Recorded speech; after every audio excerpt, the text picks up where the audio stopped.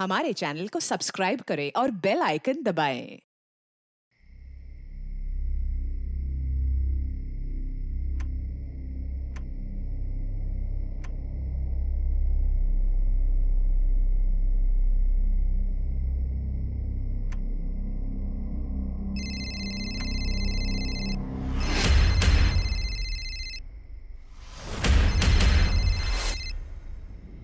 Hello.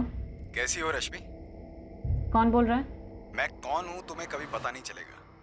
ये number भी flash नहीं हो रहा होगा। रश्मि चौधरी कभी ढूंढ नहीं पाओगी मुझे। तुमने मुझे धमकी देने के लिए फोन किया है? नहीं नहीं, धमकी नहीं, शुभचिंतक हूं तुम्हारा। बस एक फरिश्ता समझ लो। ये जो तुम अपने लैपटॉप पे तस्वीरें देख रही हो ना, तुम्हें कैसे पता कि मैं क्या कर रही हूँ? मुझे सब पता है। कहने को तुम एनजीओ वाली समाज सेविका हो, पर हर इंसान की तरह तरक्की की सीढ़ी चढ़ना चाहती हो। और तुम मुझे खरीदना चाहते हो। अब तुम वो सेठ की फैक्ट्री में वो क्या कहते हैं, स्टिंग ऑपरेशन कर लिया। तस्वीरें ले ली चोरी छुपकर। चलो कोई नहीं, तुम जीती सेठ हारे। अब सेठ की हार कबूल करो और अपना अमाउंट बोल दो, लेकिन हाँ, थोड़ा सोच समझ कर मुंह उतना ही खोलना जितने में दोनों का फायदा हो। थक गया है अपनी बीवी से। दरअसल थक गया है कहना बहुत कम होगा, बल्कि अब उसकी बीवी उसके लिए बर्दाश्त के हद से बाहर हो गई है। ये शादी अब उसके लिए सिर्फ टॉर्चर है। ये बात उसके दिमाग में बैठ गई है। ये औरत खुद से उसके जीवन से नहीं निकलने वाली। उसे उसको निकालना होगा, और उसका एक ही तरीका है, उसे अपनी बीवी का मर्डर करना होगा। अब यहां से पूरी कहानी परफेक्ट मर्डर के प्लानिंग के बारे में है। और हाँ, हम कोई सोशल मैसेज नहीं दे रहे, क्राइम नेवर पेज वगैरह। हम सिर्फ ये दिखा रहे हैं कि कैसे ये कैरेक्टर अपने शातिर दिमाग का इस्तेमाल करता है। आशीष, इस कैरेक्टर को निभाने और समझने के लिए मुझे एक्टिंग करने की जरूरत ही नहीं पड़ी। क्यों भाई? क्योंकि इस अजय के कैरेक्टर को खुद से जोड़ पा रहा हूँ मैं। ऐसा लग रहा है मानो इस अजय के कैरेक्टर के नस नस से वाकिफ हूँ मैं। बॉस, मुझसे बेहतर इस रोल को कोई कर ही नहीं सकता। थैंक्स। और सुन, चूंकि तू मेरा दोस्त है इसलिए खुल के बता रहा हूँ, अपना बिल्कुल ना के बराबर बजट। कोई बात नहीं आशीष, बजट नहीं होगा तो भी मैं इस रोल को करूँगा, क्योंकि ये रोल तो लिखा गया ही मेरे लिए। थैंक्स। अच्छा सुन, फीमेल लीड के लिए तू गायत्री को मना लेगा? वाइफ के लिए? हाँ यार, प्रोजेक्ट को वेटेज मिलेगा। और वैसे भी आजकल टीवी पे छाई हुई है तेरी। अरे नहीं यार, वाइफ के रोल के लिए नहीं। उसका मर्डर मैं कैसे कर सकता हूँ?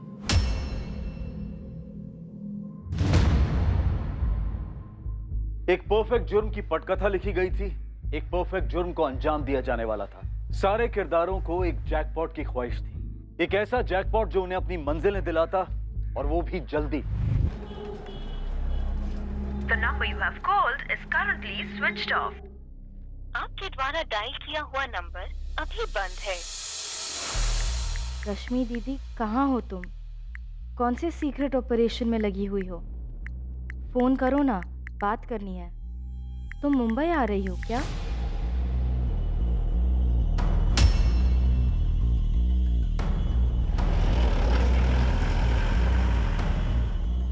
The number you have called is currently switched off. Please try again later. Thank you.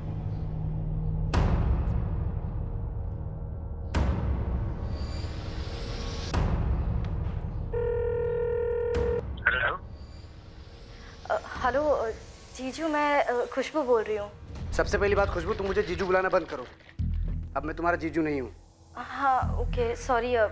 Nikhil, Nikhil, आपको पता है दीदी कहाँ है? मुझे क्यों आइडिया होगा कि तुम्हारी रश्मि दीदी कहाँ है और वो कहाँ गई है, जान के भी मैं करूँगा क्या? तुम शायद भूल रही हो कि 3 साल हो गया तुम्हारी रश्मि दीदी को और मुझे अलग होके, तो उसके ठिकानों के बारे में मुझे कैसे पता होगा? वो क्या है ना जी निखिल, 4 दिन से दीदी का फोन नहीं लग रहा है। तो मैं क्या करूं? प्रताड़ित एक्स हस्बैंड हूं उसका सिक्योरिटी गार्ड नहीं हूं मैं, समझी?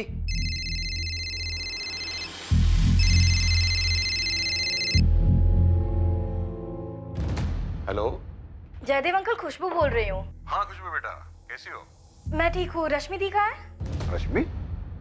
मुझे नहीं पता बेटा रश्मि कहाँ है। अंकल, वो आपकी किराएदार है। किराएदार थी बेटा, लेकिन वो कुछ दिन पहले ही मकान खाली करके चली गई। उसके साथ सेटलमेंट हो गई, फाइनल डील भी हो गई। मैंने जो उसे फाइनल ऑफर दिया था वो उसने मान लिया और मकान खाली करके चली गई। ऐसे कैसे? दीदी ने मुझे कुछ बताया भी नहीं और मकान खाली कर दिया। अब इसमें मैं क्या कर सकता हूँ बेटा, ये तुम्हारे और तुम्हारे रश्मि दीदी के बीच की बात है।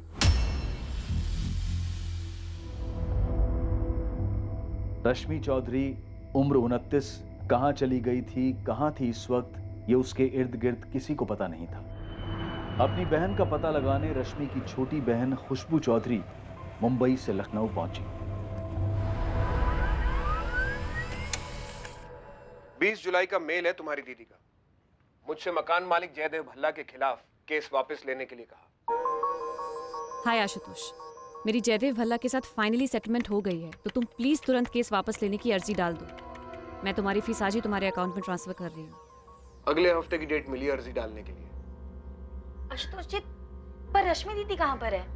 मुझे भी नहीं पता खुशबू, कब से उसका फोन ही बंद आ रहा है। मैंने तो उसके एनजीओ के बॉस विक्रम से भी बात की, उन्हें भी कोई आइडिया नहीं। उन्हें रश्मि ने एक मेल किया बस कि कुछ काम से कहीं जा रही है, कुछ समय के लिए कांटेक्ट में नहीं रहेगी। और दीदी ने मुझे एक मैसेज तक नहीं किया। मुझे तो समझ नहीं आ रहा यहाँ हो क्या रहा है। दरअसल जयदेव जी के साथ जो सेटलमेंट हुई ना उसकी, वो रश्मि के बॉस विक्रम के थ्रू ही हुई थी।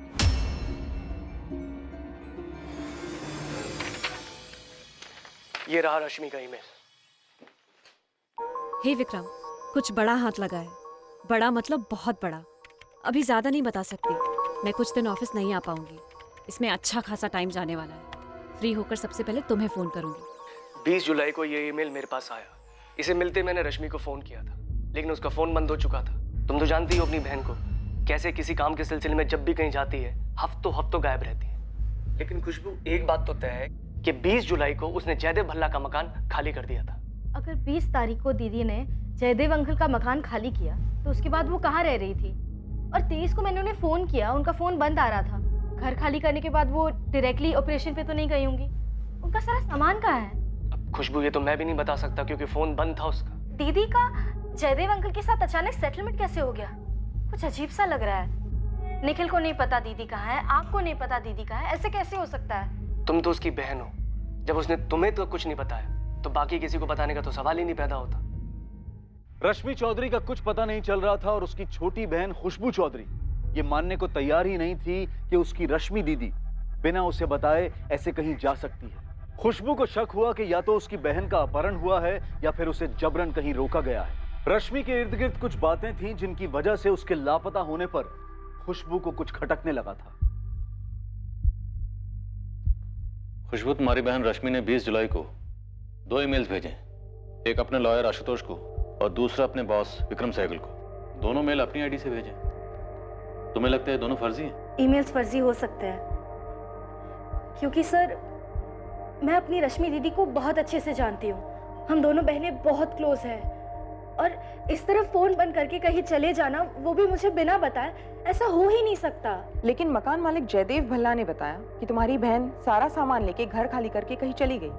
अगर मकान खाली किया तो कहाँ गई, और वो भी मुझे बिना बताए? ऐसा नहीं हो सकता, मैं मान ही नहीं सकती। रश्मि पिछले 2 सालों से मेरे मकान नंबर 12 में किराए पर रह रही थी। बगल में मेरे 3 और मकान हैं, वो भी किराए पे थे। तीनों ने पैसे लिए और खाली कर दिए, लेकिन रश्मि की मांग कुछ ज्यादा ही थी, वो खाली कर ही नहीं रही थी। मैं तुम्हारा यहाँ 1 घंटे से इंतजार कर रहा हूँ रश्मि। मैंने बोला था ना जयदीप जी आपसे कि शायद मैं लेट हो जाऊंगी, आप ही जल्दी आ गए। पानी? नहीं, 20 लाख, सिर्फ और सिर्फ 20 लाख। मैं तुम्हें इतना ही दे सकता हूँ, इससे 1 पैसा भी ज्यादा नहीं। जयदेव जी, आपके चारों मकानों पर बिल्डर कम से कम 6 फ्लोर की 2 बिल्डिंग्स बनाएगा और उसने आपको पूरे 60 करोड़ ऑफर किए। गलत बोल रही हूँ? गलत कर रही हो तुम रश्मि, जो खाली नहीं कर रही हो। बाकी तीनों कैसे मान गए 20 में? और मुझे जितने भी पैसे मिले उसे तुम्हें क्या?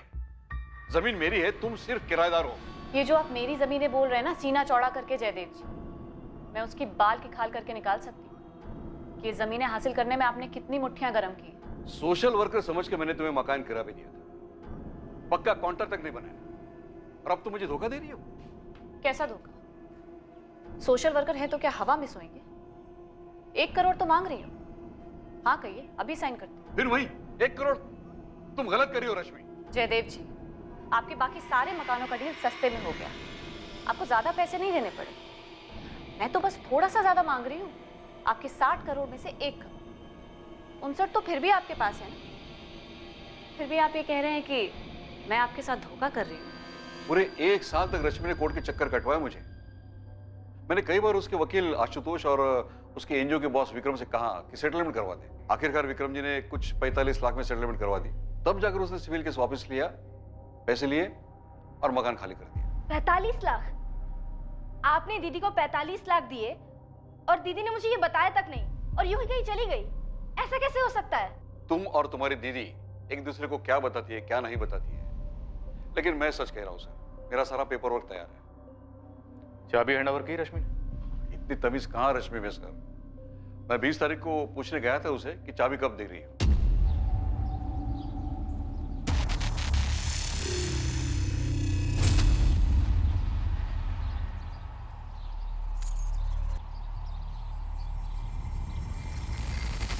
जयदेव जी, चाबियां मैंने रख दी हैं और मैंने पूरा मकान खाली कर दिया है।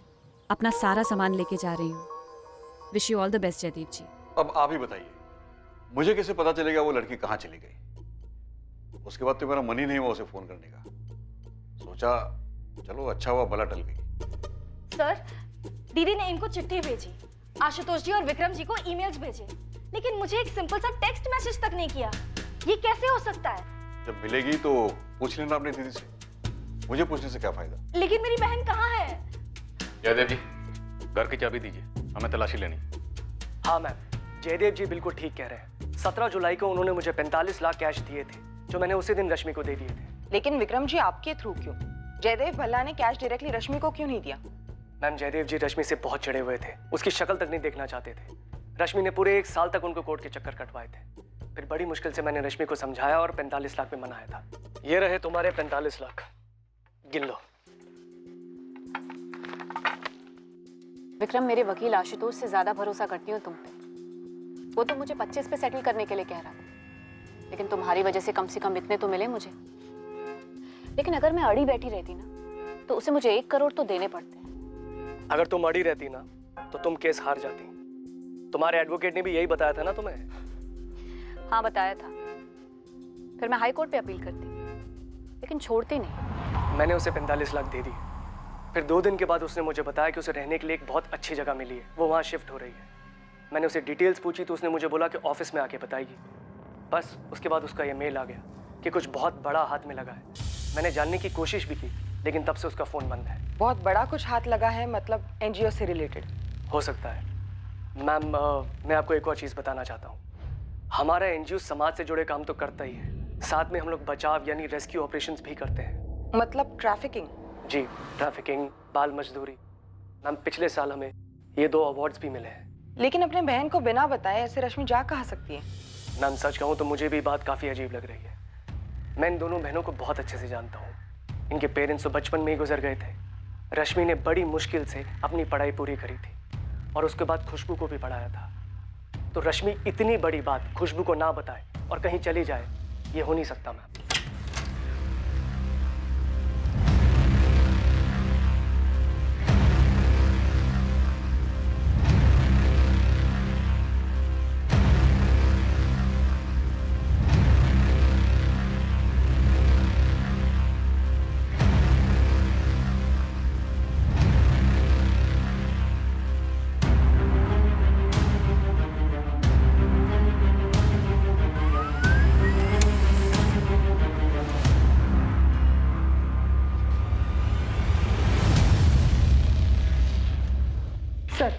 रश्मि के फोन की लास्ट लोकेशन उसी के एरिया गिरिधर नगर की थी, जहां 20 जुलाई 2017 को उसका फोन स्विच ऑफ हुआ था। फोन स्विच ऑफ होने से पहले उसने किसी स्टेट एजेंट या ब्रोकर को कॉल्स किए थे? सर, मैंने पिछले महीने के सारे कॉल स्कैन किए, लेकिन उसमें किसी ब्रोकर या एजेंट को कॉल नहीं किए गए। दरअसल सारे कॉल्स या तो वकील आशुतोष, विक्रम या खुद के बहन को किए गए थे। लेकिन सर, इसमें एक नंबर है 444891351, जिस पर 2 जुलाई को बात हुई थी। ये नंबर निखिल आचार्य का है। उसका मर्डर मैं कैसे कर सकता हूँ? रश्मि का हस्बैंड जो मुंबई में रहता है। रश्मि का हस्बैंड? लेकिन खुशबू ने तो हस्बैंड के बारे में कुछ बताया ही नहीं। सर, 3 साल पहले अलग हुए थे और रश्मि ने इसे भी कोर्ट तक घसीटा था। घरेलू हिंसा का केस किया था इसके खिलाफ। दैट्स राइट मैम, रश्मि का केस मैं ही हैंडल कर रहा हूँ। मैंने उसे समझाने की कितनी कोशिश की कि केस विड्रॉ करो, आगे बढ़ो, जितना मिल रहा है उसमें मान जाओ, लेकिन नहीं।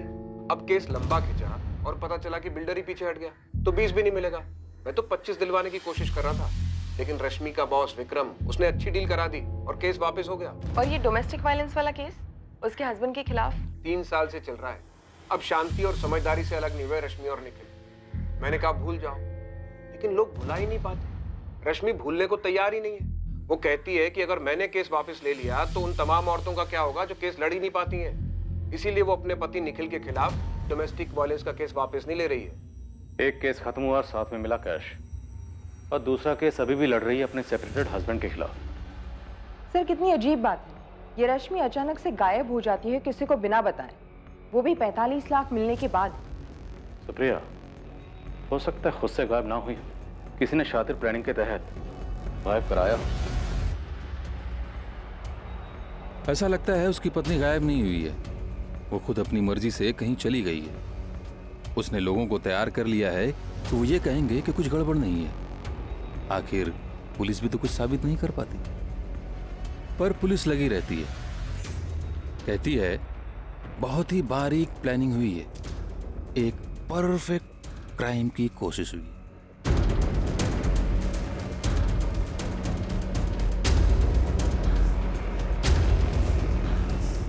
सर खुशबू ने ये मिसिंग वाले इश्तिहार दिया है अखबार में। उसने सुबह कॉल किया था और उसका कहना है कि उसे डाउट है कि रश्मि के साथ कहीं कुछ गलत हुआ है। लेकिन इस डाउट को टटोलने के लिए हमारे पास कोई सुराग भी नहीं। कुछ तो हुआ है।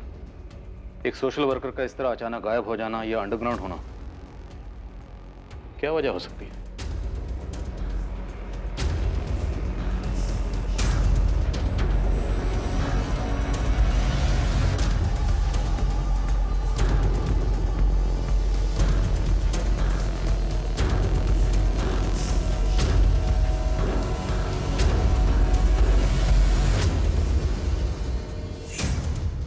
मैंने और मेरे बंदों ने लखनऊ के सभी छोटे बड़े ब्रोकर्स को कांटेक्ट किया, लेकिन किसी के पास भी इस रश्मि चौधरी का ना फोन आया ना कुछ। 45 लाख कैश था उसके पास, छोटी रकम नहीं होती। और खुद से गायब होने की कोई वजह भी तो नहीं थी। और अगर कुछ है भी तो फोन रिकॉर्ड्स में दिख नहीं रहा। मुझे 2 बातें समझ में आ रही हैं। पहला तो रोकड़ा, कि किसी ने 45 लाख रुपए के लिए इसे गायब कर दिया और मारवार भी डाला। और दूसरा कारण हो सकता है बदला, कि किसी का नुकसान करवाया हो इस एनजीओ मैडम ने। बंदे ने बदला लेने के लिए गायब करवा दिया, मारवार भी डाला। लेकिन उसने लोगों से कहा कि उसे दूसरा मकान मिल गया है, वो शिफ्ट हो रही है। मकान खाली हुआ है मतलब सामान निकला है, पर निकला है तो कब, कैसे और गया कहाँ?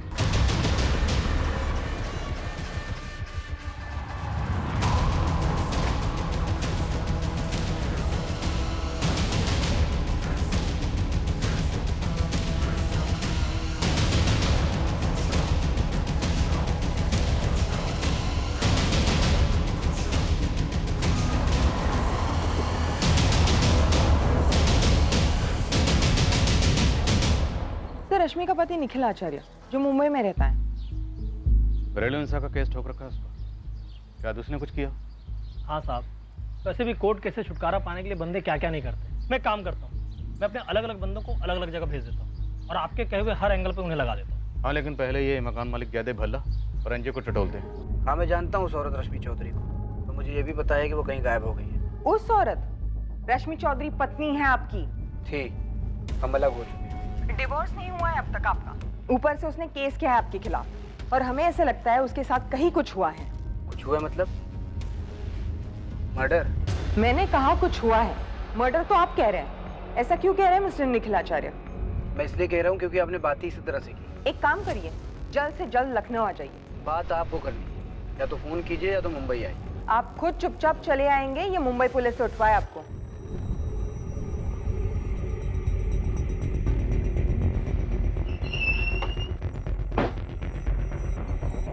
अरे सर, सर सर ऑफिस खोला तो ये हाल मिला इधर।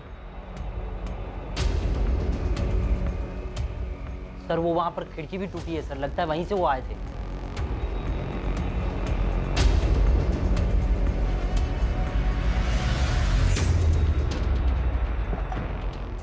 सीसीटीवी वायर काट दी गई है सर। टीवीआर का सारा फुटेज इरेज है सर। मैं तो बोलता हूँ जल्दी से पुलिस को फोन करते हैं। मुझे लगता है ये जो कुछ भी हुआ है ना, रश्मि से जुड़ा हुआ है। रश्मि से? जी जयदेव जी, बोलिए। मैंने पूरी ईमानदारी से आपको 45 लाख रुपए दिए थे रश्मि को देने के लिए। इसके बावजूद भी सारी दुनिया मुझे फोन करके पूछ रही है उसके बारे में। बिल्डर भी पूछ रहा है कि आखिर माजरा क्या है। देखिए विक्रम जी, अभी मुझे परेशान मत करिए। मैंने आपके और रश्मि के बीच में सिर्फ बातचीत करवाई थी, आगे खुद हैंडल करिए आप। हाँ लेकिन आप मेरी बात तो सुनिए विक्रम। सर आप मेरी बात सुनिए, मैं अभी अपने ऑफिस में आया, मेरे ऑफिस में चोरी हुई है, प्लीज मेरी बात समझिए, मुझे अभी परेशान मत कीजिए।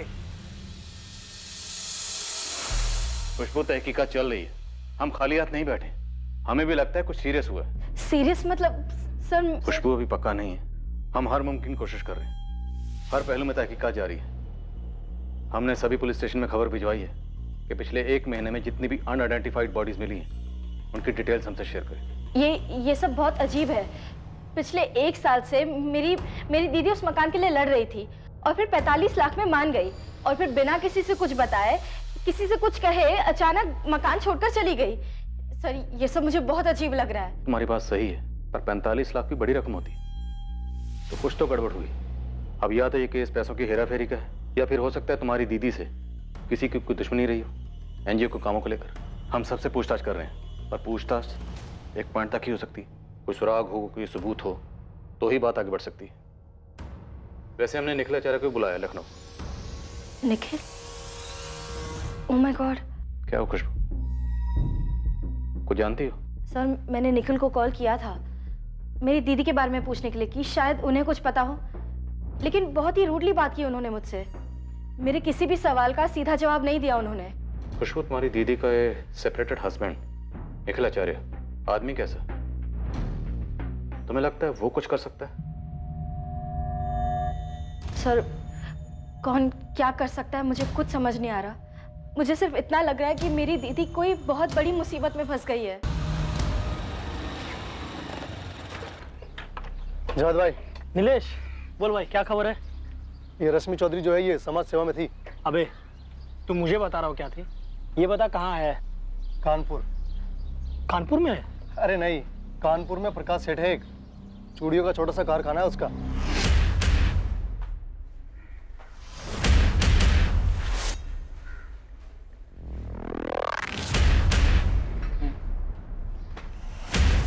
छह महीने पहले तक उसके कारखाने में बच्चे काम करते थे, काफी सारे थे।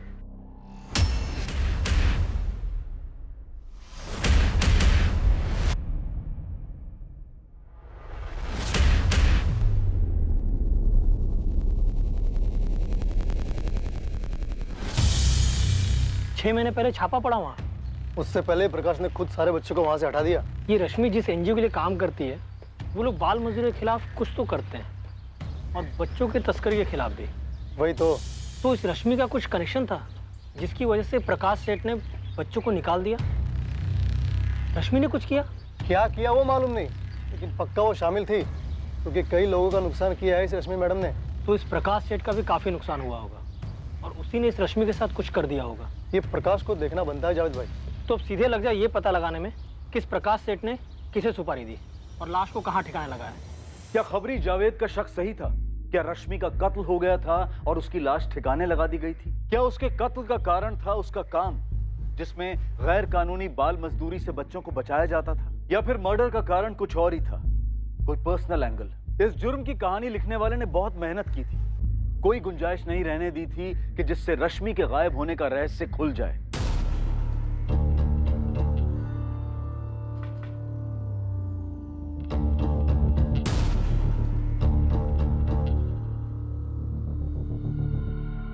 क्या आप लोगों के पास ऐसे कोई इंफॉर्मेशन थी जिसकी वजह से ये चोरी हुई हो? मैम हमारे तो काफ़ी सारे प्रोजेक्ट चलते रहते हैं, लेकिन कुछ प्रोजेक्ट्स ऐसे होते हैं जो गैर कानूनी एक्टिविटीज़ का खुलासा करते हैं, जैसे बच्चों की तस्करी, चाइल्ड लेबर। अभी इस वक्त ऐसे कौन से प्रोजेक्ट पर काम चल रहा है? मैम सच कहूँ तो अभी तो कोई भी ऐसा प्रोजेक्ट नहीं है। दरअसल मैम जैसे ही मैंने ऑफिस की हालत देखी, सबसे पहले रश्मि की उस मेल का ख्याल आया। हाय विक्रम, कुछ बड़ा हाथ लगा है। बड़ा मतलब बहुत बड़ा, अभी ज़्यादा नहीं बता सकते, इसमें बहुत ज़्यादा समय लगने वाला है, इसीलिए कुछ दिन ऑफिस नहीं आ पाऊंगी, लेकिन फ्री होकर सबसे पहले तुम्हें ही फ़ोन करूँगी। थैंक्स रश्मि। तो आपको ऐसे लगता है कि ये चोरी रश्मि के किसी ऑपरेशन से जुड़ी हो सकती है? जी। लेकिन आपने अभी कहा कि आपको ऐसे ऑपरेशन के बारे में कोई भी इंफॉर्मेशन नहीं है। हाँ नहीं पता मैडम, दरअसल रश्मि के काम करने का स्टाइल ही कुछ ऐसा है, हमें ऑपरेशन के ख़त्म होने के बाद ही पता चलता है। मैम रश्मि इस समय मिसिंग है और वो बहुत रिस्क लेती है। हो सकता है चोरी करने वाले को लगा हो कि उससे रिलेटेड कोई इन्फॉर्मेशन या सबूत रश्मि ने यहाँ छोड़े हो। ये चोरी करवाने वाला प्रकाश सेठ हो सकता है, कानपुर का प्रकाश सेठ। प्रकाश सेठ? हाँ मैम, 6-7 महीने पुराना केस है। चूड़ियों की फैक्ट्री है उसकी। रश्मि ने मुझे फोटोज भी दिखाई थी। ये उस एरिया में एक यूनिट है, ऐसे कई हैं और हर यूनिट में भर भर के बच्चे हैं। पूरे इंडिया से पक्का बहुत सारे बच्चे अगवा किए गए होंगे। Good job. एक काम करते हैं, पुलिस को बताते हैं और रेड करवाते हैं। नहीं विक्रम, अभी नहीं। मैं और भी यूनिट्स की जानकारी और ऐसे सबूत इकट्ठा कर रही हूँ, फिर एक साथ सब पे छापा डलवाते हैं। अभी कुछ किया तो बाकी यूनिट्स में बच्चों को कहीं छुपा देंगे। पर रश्मि, तुम गरम प्रूफ लेकर आई हो अभी। अगर बाद में लेट हो गया, बात लीक हो गई तो? मैं और भी चीजें पता लगा रही हूँ। मुझे सबके सबको अंदर करवाना है। अरे जानवरों जैसा काम करवाते हैं बच्चों से। देखो तुम फिक्र मत करो, देर नहीं होगी और कुछ लीक भी नहीं होगा। पर यह बात लीक हो गई कि रश्मि ने उन पे स्टिंग किया है और रेड पड़ने से पहले रातों रात वहां से सारे बच्चों को हटा दिया गया। इससे तो काफी नुकसान हुआ होगा प्रकाश सेठ का, और इसीलिए शायद उसने रश्मि को मरवा डाला हो। मरवा डाला? मैंने कितनी बार रश्मि से कहा था कि तुम जो भी करती हो पुलिस वालों को और मुझे बताया करो, कहाँ जा रही हो, क्या कर रही हो। पहले कभी रश्मि इतने लंबे अरसे के लिए गायब हुई है? नहीं मैम, कभी भी नहीं। और आज 14 दिन हो गए। और इस ऑफिस में रात में हुई चोरी के बाद मेरा डर और बढ़ गया है मैम। निखिल आचार्य को मिले हो कभी? रश्मि का सेपरेटेड हस्बैंड। विक्रम सर, हमने तो उसके बारे में सोचा ही नहीं। क्या नहीं सोचा? हस्बैंड वाइफ में बहुत टेंशन थी। सॉरी, मैं आपको बताना ही भूल गया। वो क्या बताना था तुम्हें? रश्मि उसे डिवोर्स नहीं दे रही है। 3 साल पहले अलग हुए थे ना वो? जी, लेकिन रश्मि ये चाहती है कि निखिल मान ले कि उसने रश्मि को टॉर्चर किया है, तभी वो उसको डिवोर्स देगी। टॉर्चर? टॉर्चर? थक गया है अपनी बीवी से। दरअसल थक गया है कहना बहुत कम होगा, बल्कि उसकी बीवी अब उसके लिए बर्दाश्त के हद से बाहर हो गई है। ये शादी अब उसके लिए सिर्फ टॉर्चर है। मैं उसके लिए टॉर्चर हूँ? घरेलू हिंसा का केस किया तुम पर? 3 साल से चल रहा है, फैसला नहीं आया अभी। और 3 साल में टॉर्चर तो मेरा होता आया है, और उसके पहले का तो खैर। Phone records. 2 जुलाई को तूने रश्मि को फोन किया था। तो इस फोन कॉल की वजह से आपको लगता है कि मुझे पता है रश्मि कहाँ है? लेकिन खुशबू ने तो कुछ नहीं कहा आप लोगों को। रश्मि गायब है, क्या जानते हो उसके बारे में? कुछ नहीं, लेकिन इतना जानता हूँ कि जो औरत अपने पति पर घरेलू हिंसा का झूठा केस डालती है, उसे डिवोर्स देने से इनकार करती है, वो औरत दुनिया में सिर्फ अपने एक्स हस्बैंड को बताएगी कि वो कहाँ है और क्यों गायब हुई। कमाल है। एक चीज होती है इंस्पेक्टर, लॉजिक। एक हकीकत होती है बदला। तुम मुझसे पीछा छुड़ाना चाहते थे, वो डिवोर्स दे नहीं रही थी। ये होता लॉजिक। अच्छी पट्टी पढ़ाई उसके वकील ने आप लोगों को। एक्टिंग का भूत था निखिल पर, फिल्मी दुनिया के सपने थे। वो चाहता था कि रश्मि यहाँ का अच्छा खासा करियर छोड़ छाड़ कर उसके साथ मुंबई शिफ्ट हो जाए और वहां जाकर फुल टाइम जॉब करे, ताकि खुद निखिल फिल्म इंडस्ट्री में स्ट्रगल कर सके। सर, यहाँ भी निखिल की कोई स्टडी इनकम नहीं थी। अलग होने का यही कारण है। रश्मि को बड़ा अफसोस है कि उसने ऐसे आदमी से शादी की जिसने उसे हर तरह से निचोड़ के रख दिया, फाइनेंशियली, इमोशनली, सब तरह से। और डिवोर्स नहीं दे रही है। जिद्दी है। वो निखिल को उसके किए की सजा दिलवाना चाहती है। ये निखिल किसने बदला लिया होगा? कुछ करवाया होगा रश्मि के? सर, निखिल तो हताश हो चुका है इस केस को लेकर। रश्मि कहती है कि वो तो पागलों की तरह पीछे पड़ा है इस केस को वापस करवाने के लिए। हम दोनों की लाइफ रुकी हुई है रश्मि। मुझे काम से टाइम निकाल कर लखनऊ कोर्ट आना पड़ता है। मुंबई से फ्लाइट का कॉस्ट तुमको पता है, ऊपर से वक्त की कीमत। और जो कीमत मैंने भरी तुमसे शादी करके, उसे कोई कोर्ट भी भर कर नहीं दे सकता। जो तुमने खुद को पेश किया मेरे सामने और शादी के बाद जो तुम निकले, उस एक्टिंग के लिए कोई अवार्ड तो मिलना चाहिए तुम्हें। निखिल, भूलो मत, इसी हाथ उठाने के लिए केस चल रहा है तुम पर कोर्ट में। अब अगर मुझे छुआ भी ना तो केस और बिगड़ेगा और फिर मुंबई लौट के यहाँ आना पड़ेगा। और मैं तो पीछे नहीं हटूंगी। तुमने जो परेशानियां दी है ना मुझे मेरी लाइफ में, उसके बदले में सूद समेत भरपाई करवाने का प्लान है मेरा। तुम्हारे इंतजार की बर्दाश्त खत्म हो गई जब तुम यहाँ पर कोर्ट हियरिंग के लिए आए, रश्मि के पास गए और उसे गायब करवा दिया। लॉजिक ही लॉजिक। एक तरफा मन गढ़ंत कहानी कभी लॉजिक नहीं होती इंस्पेक्टर।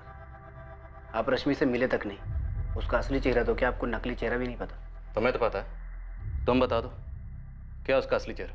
असली सोशल वर्कर दूसरों का भला करते हैं, पर रश्मि सोशल वर्क के जरिए सिर्फ अपना भला देखती है। जैसे ही कोई पावरफुल आदमी मिलता, उसके कंधे पर सीढ़ी लगाकर चढ़ने लगती है। सीढ़ी तो तुमने लगाई थी शादी के बाद उसके कंधे पर। अच्छा, आप चश्मदीद गवाह हैं। नहीं, आप मुझे बताइए, आप रोज देखने आते थे? लव मैरिज थी हमारी, मेरी तरफ से प्यार भी था, और उसका मकसद सिर्फ कामयाबी, जो तुम्हें मिली नहीं थी। शुक्र है कि उसके रहते नहीं मिली, और जब मिली तो उसको लगा कि इसका भी शिकार किया जा सकता है। आदत है उसकी। कैसा शिकार? क्या आदत है, बोलो। पैसा। आप लोगों को दिखा नहीं किस तरह से उसने पैसों के लिए मकान मालिक को रगड़ा? वो मुझसे भी पैसा ही चाहती है। पैसा सबकी लाइफ में जरूरी होता है, जैकपॉट सबको चाहिए होता है, पर रश्मि, उसके लाइफ में सबसे ज्यादा जरूरी सिर्फ और सिर्फ पैसा ही है। वो हर बंदे पे अपना जैकपॉट ढूंढती है। सोशल वर्कर के नकाब के पीछे आप लोग देख ही नहीं पाए, तो अब तक आपने जितनी भी कहानी रश्मि के बारे में सुनी है, माफ करना इंस्पेक्टर, वो पूरी तरह से गलत है। वो औरत पैसे के परे कभी कुछ सोच ही नहीं सकती। हमारी शादी सिर्फ 1 साल की थी रश्मि, इसलिए डोमेस्टिक वायलेंस का तुम्हारा झूठा केस पुलिस को सच्चा लगा, और कोर्ट में भी तुम्हारा पल्ला भारी पड़ा। तुम अपना पल्ला छुड़ा सकते, जेब हल्की कर दो। फिर पैसा? निखिल, जब हम अलग हुए थे तब बात अलग थी। तब मैं 1 लाख में सेटल करने के लिए रेडी थी, पर तुमने कहा नहीं। फिर 3 साल बाद मैंने 2 का ऑफर किया, फिर नहीं। अब तुम 3-4 शोज करते हो, पॉपुलर हो, इनकम भी काफी अच्छी है। 10 लाख से नीचे क्या लूंगी? इनफैक्ट ये भी कम है। अरेंज कर दो, मैं केस वापस ले लूंगी।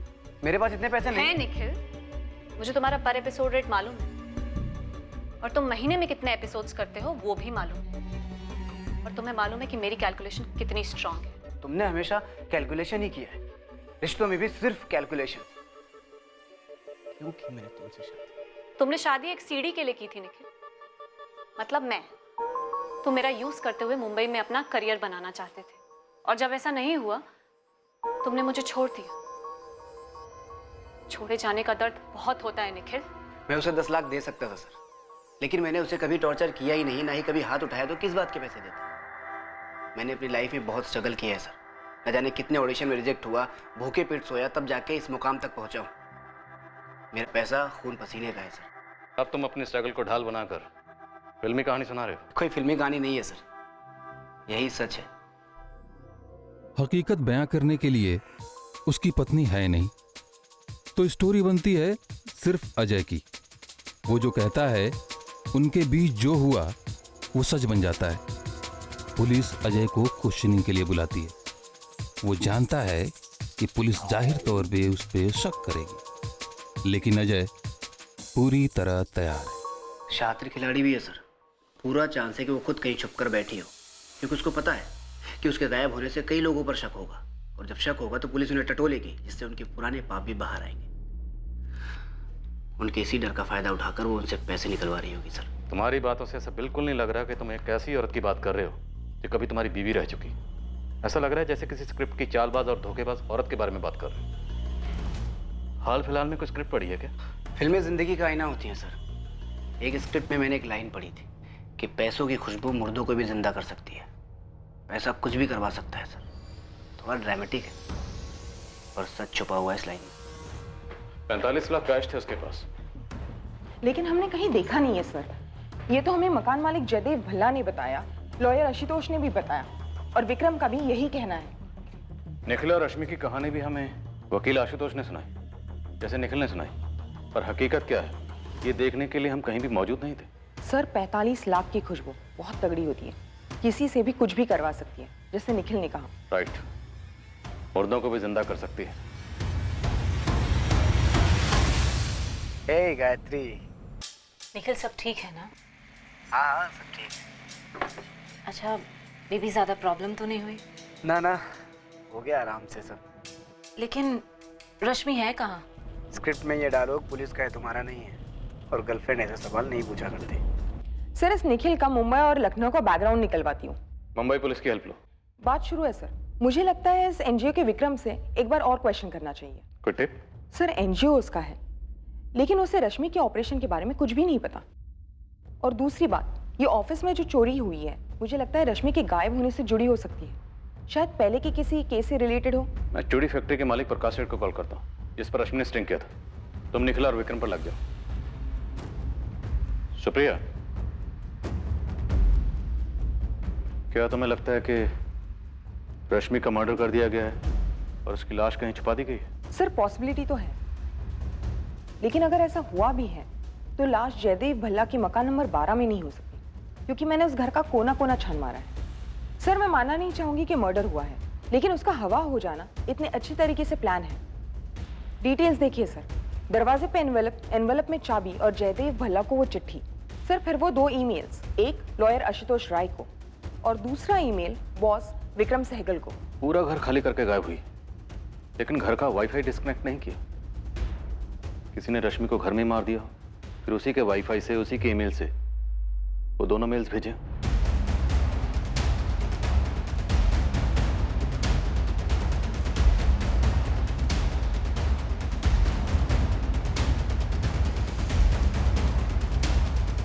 गायब हुई है, गायब करवाया है या मर्डर हुआ, लेकिन जो भी हुआ उसके पीछे मुझे एक ही मोटिव लगता है, पैसा। पर क्या वाकई पैसा इस केस का मोटिव था? वो 45 लाख रुपए जो रश्मि को बतौर भरपाई मिले किराए का मकान छोड़ने के लिए, या इस केस का कोई ऐसा पहलू था जिसका साया भी अब तक केस पर पड़ा नहीं? बहुत जल्द एक और राज सामने आया, पर क्या ये सब कुछ चौंकाने वाला था?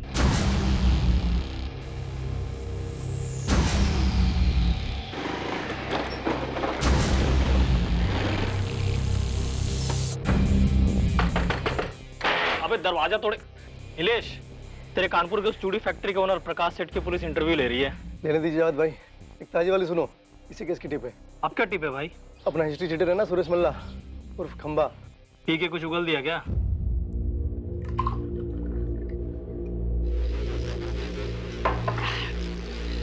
देख, मेरे को बताने में कोई शर्म नहीं, कोई झिझक नहीं, पर मैं तुझे बताऊंगा भी ना, तू कुछ कर नहीं सकता।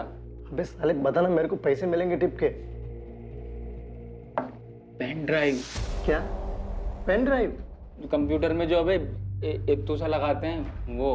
तो तू वो इत्तू सा एक चीज चुराने के लिए वहां गया तू? अबे एक नहीं, सारे उड़ा दिए।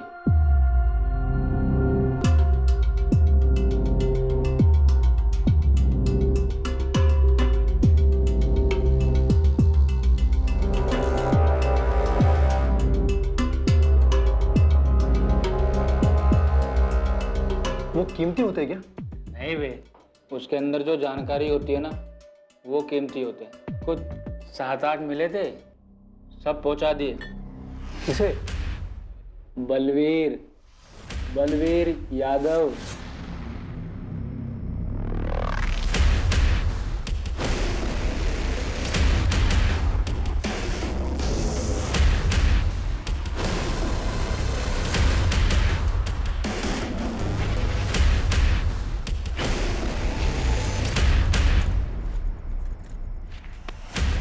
जो भी थे सब उठा लाए बलवीर भाई। चल निकले यहाँ से। ये बलवीर तो नगर सेवक लक्ष्मण व्यास का खास है ना?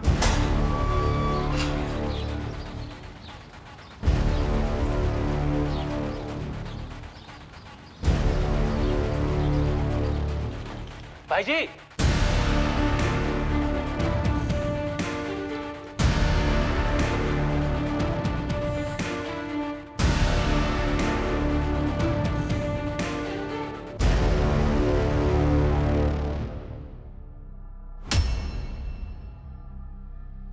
छह महीने पहले की बात, अब जाने दीजिए ना सर। मेरी फैक्ट्री में अब एक भी बच्चा नहीं है।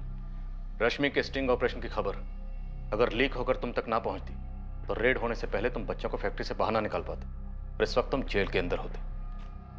सुपारी किसे दी, लाश कहां फिकवाई? रुके रुके सब, आप तो कुछ भी बोले चले रहे।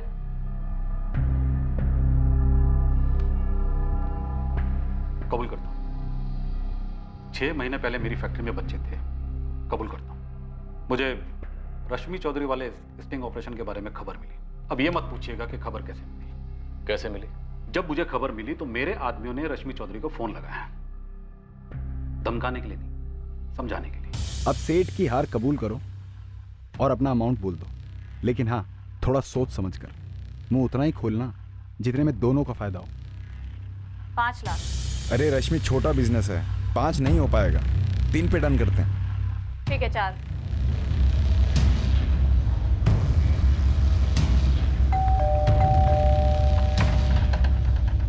गिन लो, 4 हैं।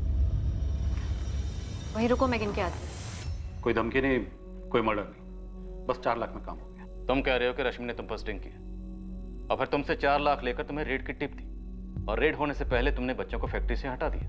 हाँ, और मैंने अपने कान पकड़ लिए कि आगे से बच्चों को कभी काम पे नहीं रखूंगा, क्योंकि 4 लाख की रकम मेरे लिए बहुत बड़ी होती है। तो 4 लाख वापस लेने के लिए और अपने नुकसान की वजह से तुमने रश्मि चौधरी को मरवा दिया। धंधा करता हूँ सर, रोजाना हर किस्म के लोगों से मुलाकात होती रहती है जो हद से ज्यादा गुस्सा दिलाते हैं। अब सबको मरवाता फिरूंगा? साहब, मैं छोटा मोटा सीधा साधा धंधा करता हूँ, ये धमकी देना, ये मरवाना मेरे बस की बात नहीं है। बकवास है सर ये। रश्मि ने खुद अपने स्टिंग का लीक करवाया और उसके पैसे लिए। सर आपको गलत इन्फॉर्मेशन मिली है। विक्रम सर, ये लोग दीदी को ढूंढ नहीं पा रहे, इसलिए सारी अनाप शनाप बातें सामने लाकर दीदी को गलत ठहराकर उनका नाम खराब करना चाहते हैं। हम अपनी ओर से कुछ नहीं कह रहे, तहकीकात में जो सामने आ रहा है हम वही कह रहे हैं। और सिर्फ प्रकाश सेठ ने नहीं, तुम्हारी दीदी के सेपरेटेड हस्बैंड निखिल ने खुद हमें बताया कि तुम्हारी दीदी केस वापस लेकर डिवोर्स देने के लिए 10 लाख रुपए मांग रही थी। और आपने मान लिया? सर आप एक बार मुंबई जाइए, आपको पता चलेगा कि ये जो निखिल आचार्य है ये एक्ट्रेस गायत्री का बॉयफ्रेंड है, और जब तक मेरी दीदी उसे डिवोर्स नहीं दे देती वो गायत्री से शादी नहीं कर पाएगा।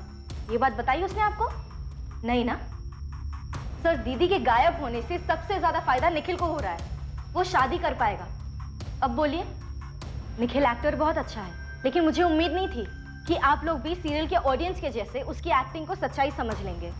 इस निखिल के बारे में तो मुझे नहीं पता, लेकिन ये जो लॉयर है आशुतोष, बहुत बड़ी, वो सेपरेटेड हस्बैंड का नाम ले रही है और तुम लॉयर का। सर जयदेव जी ने मुझे 45 लाख दिए, डील मैंने कराई, ओके।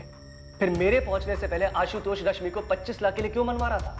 तुम अच्छी डील कर लेते होगे शायद, लेकिन इससे आशुतोष मुजरिम नहीं बन जाता। पर सर जिस तरह से रश्मि गायब हुई है, फिर मेरे पास और लॉयर के पास ईमेल्स आते हैं, जयदेव जी के पास लेटर आते हैं, तीनों ऐसे डॉक्यूमेंट्स हैं जो कोर्ट में सबूत माने जाएंगे कि रश्मि ने भेजे। 3 लीगल डॉक्यूमेंट्स, कोर्ट में माने जाने वाले सबूत, सब यही प्रूफ करने के लिए कि रश्मि खुद कहीं गई है।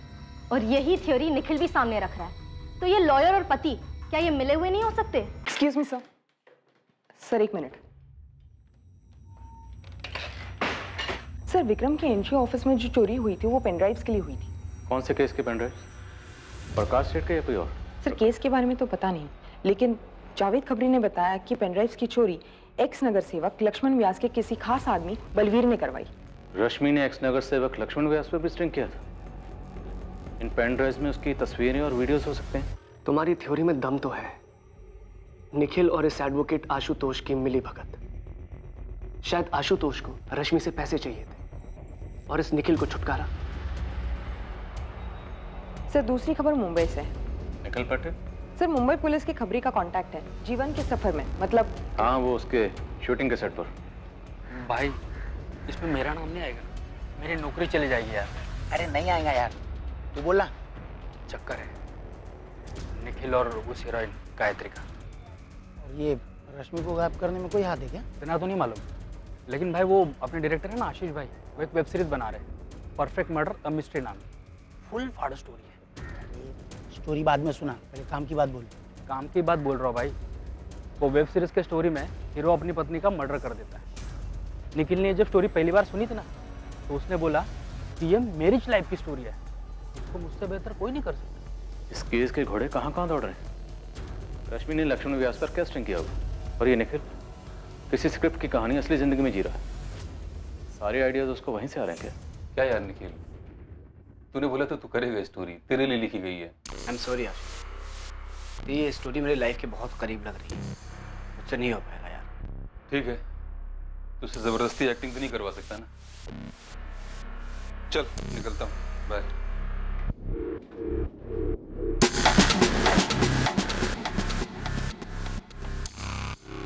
और हाँ निखिल यार, मैंने दिन रात एक करके ये स्क्रिप्ट लिखी, बहुत मेहनत किया है, तो प्लीज किसी के साथ शेयर मत करना, अपने तक रखना। पागल है क्या आशीष? तेरी कहानी है, मुझे थोड़ी याद रहेगी, तो टेंशन मत ले। ठीक है, निकलता हूँ, चल बाय।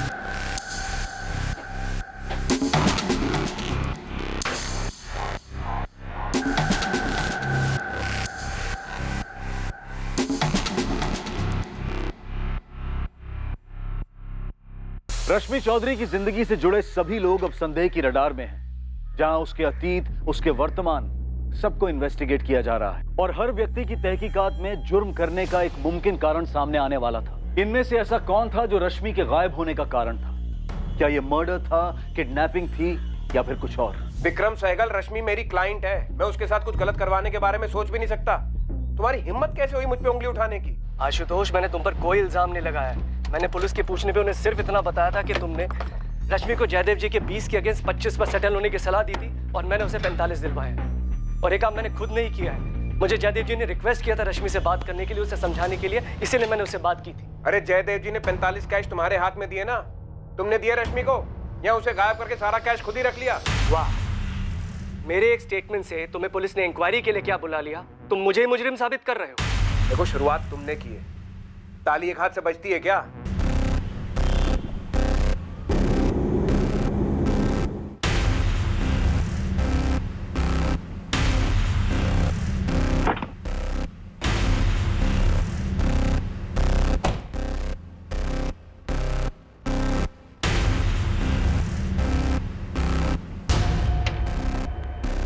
निखिल, मुझे तुमसे बात करनी है। सचिन, बाहर जाओ और सेट पे कह दो कि निखिल सर को आने में थोड़ा टाइम जाएगा। वो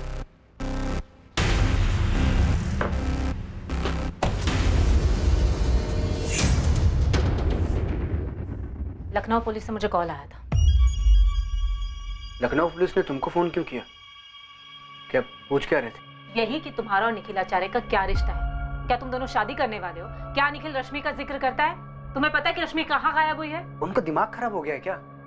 रश्मि के गायब होने से तुम्हारा क्या कनेक्शन? तुम्हारा है। गायत्री, नहीं, मैं जानना चाहती हूँ, क्या तुम्हारा हाथ है रश्मि को गायब करने में? तुम ये बोल भी कैसे सकती हो गायत्री? तुम मुझसे प्यार करती हो ना? निखिल, प्यार अपनी जगह पे है, पर इन सब में मेरा नाम आया। जानते हो इसका मतलब क्या है? मेरे पेरेंट्स मुझसे सवाल पूछेंगे, माय फैंस, मीडिया सब यही कहेगा कि हाईएस्ट टीआरपी शो बेजुबा की मेन हीरोइन गायत्री एक मर्डर एक्यूज निखिल आचार्य से शादी। एक मिनट, मर्डर एक्यूज? मिसिंग से मर्डर एक्यूज? दिमाग खराब हो गया उनका? तुम इतना रिएक्ट क्यों कर रही हो यार? रश्मि ने तुम पे डोमेस्टिक वायलेंस का केस किया है, जिसके चलते तुम्हें डाइवोर्स नहीं मिल रहा और उसकी वजह से हम दोनों की शादी नहीं हो पा रही। तो ये रीजन लग रहा है पुलिस को? सच सच बताओ निखिल कि रीजन क्या है? पुलिस मुझे हिंट दिए जा रही है कि रश्मि को रास्ते से हटाने के लिए तुमने उसका मर्डर कर दिया। उन्होंने लाइफ को कोई क्राइम शो या थ्रिलर फिल्म समझ रखा है क्या? Perfect murder, a mystery. ये स्क्रिप्ट आशीष ने तुम्हें ऑफर की? हाँ की। तो ये कि पुलिस मुझे कह रही थी कि रश्मि के केस की कहानी और वो स्क्रिप्ट बहुत मैच करती है जो तुम्हें ऑफर हुई है। ये क्या कर रहे हो तुम आशीष के साथ? हाँ,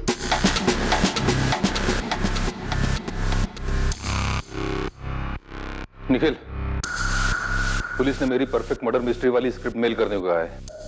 और कुछ पूछा? नहीं, पहले मुझे ये बता कि तूने किया क्या है। अरे क्या करूंगा मैं यार? अपनी वाइफ को गायब करवाऊंगा, मार डालूंगा उसे। मुझसे पूछ रहा है या मुझे बता रहा है तू? सोच रहा हूँ आशीष। एक मशहूर कहावत है कि किसी चीज को शिद्दत से चाहो तो तुम्हें उसे दिलाने में पूरी कायनात साजिश करती है। अपनी डायलॉगबाजी अपने पास रख तू। मुझे तो ये बता कि तू कौन से साजिश में इन्वॉल्व है, सच बोल।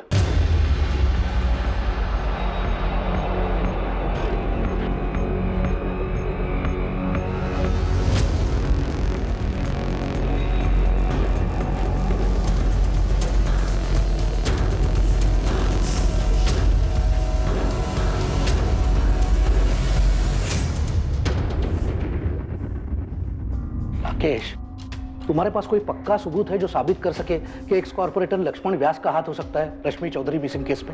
सर, कोई पक्का सबूत तो नहीं, पर रश्मि ने अपने बॉस विक्रम को एक ईमेल भेजा था जिसमें उसने लिखा था कि वो किसी बड़े ऑपरेशन पर।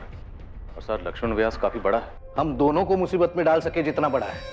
सर, हम उस पर कोई उंगली तो नहीं उठा रहे, हम सिर्फ इतना जानना चाह रहे हैं कि एनजीओ के उन पेन ड्राइव में ऐसा क्या जिन्हें हासिल करने के लिए उसने अपने आदमियों से उनकी चोरी करवाई। एनजीओ के सारे पेन ड्राइव्स सिर्फ रश्मि के तो नहीं थे। तुम एक काम करो, एनजीओ के मालिक विक्रम को गर्मी दो, कुछ निकल आएगा। कोई फायदा नहीं, माजरा रश्मि को लेकर ही। और सर, वो रश्मि की छोटी बहन खुशबू, मीडिया और सोशल मीडिया दोनों जगह यही कह रही है कि रश्मि का गायब होना एक साजिश है। सर, उंगली हम पर भी उठ रही है। ये रश्मि कोई दूध की धुली तो नहीं थी? बिल्कुल सर, लेकिन गायब अब पूरे चांसेस हैं कि मारी गई। हमें लक्ष्मण को ऐसे पूछताछ के लिए लेना है मानो इनफॉर्मल सी बात हो रही हो। एकदम आराम से राकेश, और तुम डायरेक्टली कुछ मत करना, मैं बात करता हूँ लक्ष्मण से। तुम बाकी संदिग्धों पर जोर लगाओ।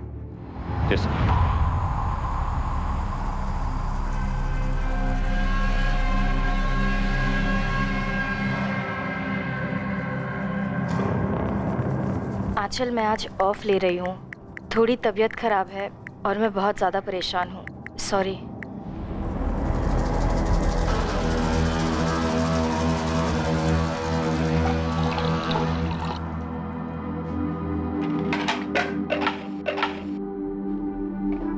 दीदी, एक तो आप अकेले रहती हो, ऊपर से ये पंगे लेती रहती हो। 2 साल पहले तक मुझे तेरी फिक्र रहती, अकेले मुंबई में कैसे होगा, और अब तू? दीदी, मैं मुंबई में एक ट्रैवल एजेंसी में जॉब करती हूँ, सर्विस सेक्टर, और आपका एनजीओ लोगों पे रेड करता है। पता नहीं कितने दुश्मन बन गए होंगे। होता है यार, ये काम ही कुछ ऐसा है, अब क्या कर सकते हैं। मैं आपसे कहना चाहती थी कि ये जो जयदेव है वो सब अपना अपना फायदा देखते हैं खुशबू। लाइफ में बहुत ज्यादा आदर्शवादी बनो ना तो लाइफ आगे बढ़ती नहीं है। कड़वा सच तो ये है कि तुम्हें कोई तुम्हारी ईमानदारी और वैल्यूज के लिए पे नहीं करता है। तुम्हें वही पेमेंट मिलती है जो तुम डिजर्व करते हो, और तुम क्या डिजर्व करते हो सिर्फ तुम डिसाइड करते हो। एक सोशल वर्कर से ऐसी बातें सुनना, गलतफहमी है लोगों को सोशल वर्क के बारे में। ये भी एक करियर है, प्रोफेशन है। हम कोई संत महात्मा नहीं है कि फल फ्रूट खा के जिंदगी बिता देंगे। हमें भी अपनी दाल मखनी चाहिए। तो लो ना, जयदेव अंकल जो ऑफर दे रहे हैं वो ले लो। कोई बुरी रकम नहीं है, 20 लाख। बुरी नहीं है से काम नहीं चलता खुशबू, रकम अच्छी होनी चाहिए, और 1 करोड़ बहुत अच्छी रकम। इतने पैसों का क्या करोगी? हम दोनों यूएस और यूरोप घुमाएंगे, फिर इस पैसे को मल्टीप्लाई करेंगे, फिर 1 और करोड़ बनाएंगे, क्वीन साइज लाइफ बिताएंगे यार। ये आपकी जिद की वजह से आपको कुछ हो गया ना तो? कुछ नहीं होगा खुशबू, तू डर मत। ये जयदेव जी भी ना बेकार में इतने लालची बन रहे। पता उन्हें पूरा 60 करोड़ मिल रहे हैं और उसमें से 1 करोड़ मांग रही है, उसमें भी इतना झिक-झिक कर। वैसे दीदी, झिक-झिक तो आप भी कर रही हैं अपने डिवोर्स वाले केस में। छोड़ दो ना निखिल को, क्यों खींच रही हो? नहीं खुशबू, ये जो लोग कहते हैं ना मूव ऑन करो, आगे बढ़ो, पिछला सब कुछ भुला दो वगैरह वगैरह, ये सारी अच्छी अच्छी बातें तब काम नहीं करती हैं जब आपके साथ भयंकर चीटिंग की गई हो, जो निखिल ने मेरे साथ की। उससे तो मैं सूद समेत वसूली करूंगी। ये अच्छी बातें और कहावतें सिर्फ ग्रीटिंग कार्ड्स, फॉरवर्ड्स और ऑफिस के सॉफ्ट बोर्ड पर जचती हैं, असली जिंदगी में नहीं खुशबू, याद रख। रश्मि कोई आसानी से मानने वालों में से नहीं है। आसान नहीं है उसके साथ डील करना। अगर मैं 25 की जगह 75 में भी समझौता कराता तब भी वो हाँ नहीं करती। पर वो तो 45 में मान गई। ऐसा आपसे जयदेव जी और विक्रम ने कहा ना, खुद रश्मि ने तो नहीं कहा। तो जयदेव जी और विक्रम झूठ बोल रहे हैं? ये तो आप पता कीजिए सर। मैं सिर्फ इतना बता सकता हूँ कि रश्मि के दोनों केसेस मैं ही हैंडल कर रहा हूँ। एक जयदेव जी के खिलाफ, दूसरा उसके पति के खिलाफ। दोनों केस रगड़ रहे हैं। मैंने समझौते की सलाह दी, लेकिन रश्मि मानने कोई तैयार नहीं है। मेरे लिए तो सही है, मुझे तो दोनों केसेस की फीस मिलती रहेगी। फिर भी मैंने बड़ी ईमानदारी से उससे बात की थी। निखिल वाले केस की हियरिंग अगले महीने की 4 तारीख को है। जयदेव जी वाले केस की हियरिंग जल्द से जल्द करवाने की कोशिश कर रहा हूँ। लेकिन रश्मि, जयदेव जी 25 के आगे मानेंगे नहीं। आप मेरी तरफ हो या जयदेव जी की? खुद के वकील पर भरोसा नहीं है तुम्हें? तो फिर बार बार मुझे जयदेव जी के बेकार से ऑफर को कबूल करने के लिए क्यों कह रहे हैं? वैसे ही निखिल के खिलाफ केस वापस लेने के लिए कह रहे हैं, क्यों? इसमें आपका क्या फायदा है? मेरा फायदा? रश्मि, अगर दोनों केसेस सेटल हो जाते हैं तो मेरे हाथ से 2 केसेस जाएंगे भी तो सही। मतलब 2 केसेस की फीस जो तुम मुझे बराबर देती आई हो। वैसे वो जयदेव जी कितना दे रहे हैं आपको मुझे 25 में मनवाने के लिए? मैं सिर्फ तुमसे फीस ले रहा हूँ रश्मि। क्या क्या सोचती रहती हो तुम? इतना भी याद रखो कि तुम्हारे जैसे सैकड़ों केसेस में आज तक कोर्ट ने क्या फैसला सुनाया है पता है? कोर्ट जयदेव जी से कहेगा कि रश्मि के लिए दूसरा किराए का मकान ढूंढो, 1 साल, 2 साल, 3 साल का किराया दे दो, और तुम्हें अब भी मकान खाली करने के लिए कहेगा। मैं 1 करोड़ के नीचे कुछ भी नहीं लेने वाली। अरे ऐसी जिद से कोई बात सेटल होगी ही नहीं। और निखिल वाले केस में भी वही रवैया है तुम्हारा। निखिल कितना दे रहा है आपको? देखो, तुम मुझ पे इल्जाम लगा रही हो, फिर भी याद रखो मैं तुम्हारा वकील हूँ। मैं तुम्हें कभी कोई गलत एडवाइस नहीं दूंगा। तो फिर बार बार मुझे किसी भी चीज पे समझौता करने के लिए मत कहो। जयदेव जी से 1 करोड़ रुपए निकलवाओ और उस निखिल को जेल भिजवाओ। इसके बाद जब जयदेव जी और विक्रम ने कहा कि वो 45 में मान गई है, तुम्हें यकीन नहीं कर पाया सर। मतलब कैसे करता? तो तुमने पुलिस कंप्लेंट क्यों नहीं की? जब रश्मि से बात नहीं हुई, सिर्फ उसने एक ईमेल भेजा कि जयदेव भल्ला के खिलाफ केस वापस ले लो। सर, किस बात की कंप्लेंट करता? वो मेरी क्लाइंट है, उसकी मर्जी, उसकी बात तो मुझे माननी पड़ती। पर बात तो तुम्हारी हुई नहीं, ना वो तुमसे मिली, ना फोन किया, सिर्फ एक ईमेल भेजा। सर सच कहूं तो उस वक्त मुझे लगा ही नहीं था कि कुछ गड़बड़ हो सकती है। मुझे लगा कि विक्रम ने मना लिया होगा रश्मि को। वो तो बाद में जब उसकी बहन ने शिकायत की तब जाके पता चला कि रश्मि ने अपनी बहन को ही 45 लाख की डील के बारे में नहीं बताया और ना ही उस खुफिया मिशन के बारे में। तो मुझे लगा कि कुछ गड़बड़ है। क्या उसका मर्डर हुआ? वकील मैं हूं सर, ये सवाल तो मुझे आपसे पूछना चाहिए। हम भी जज नहीं, जब तक सबूत सामने नहीं होगा हम कैसे कुछ कह सकते हैं। तो मैं उम्मीद करता हूं कि आप जल्दी से कुछ कह पाए, लेकिन इतना बता दूं कि आप अपनी संदिग्ध की लिस्ट से मुझे निकाल दीजिए। अगर आपको ऐसा लग रहा है कि मैं लालची हो गया और मैंने पैसों के चक्कर में अपने क्लाइंट को कुछ कर दिया है तो आपको गलत लग रहा है।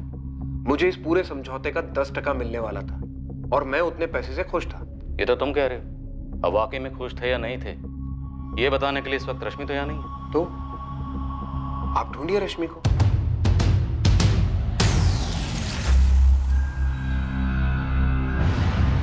ये आशुतोष राय बहुत ही छोटे लेवल का वकील है। छोटे मोटे क्रिमिनल के बेल केसेस, ट्रैफिक वाले केसेस, ऐसे ही केसेस आते हैं इसके पास।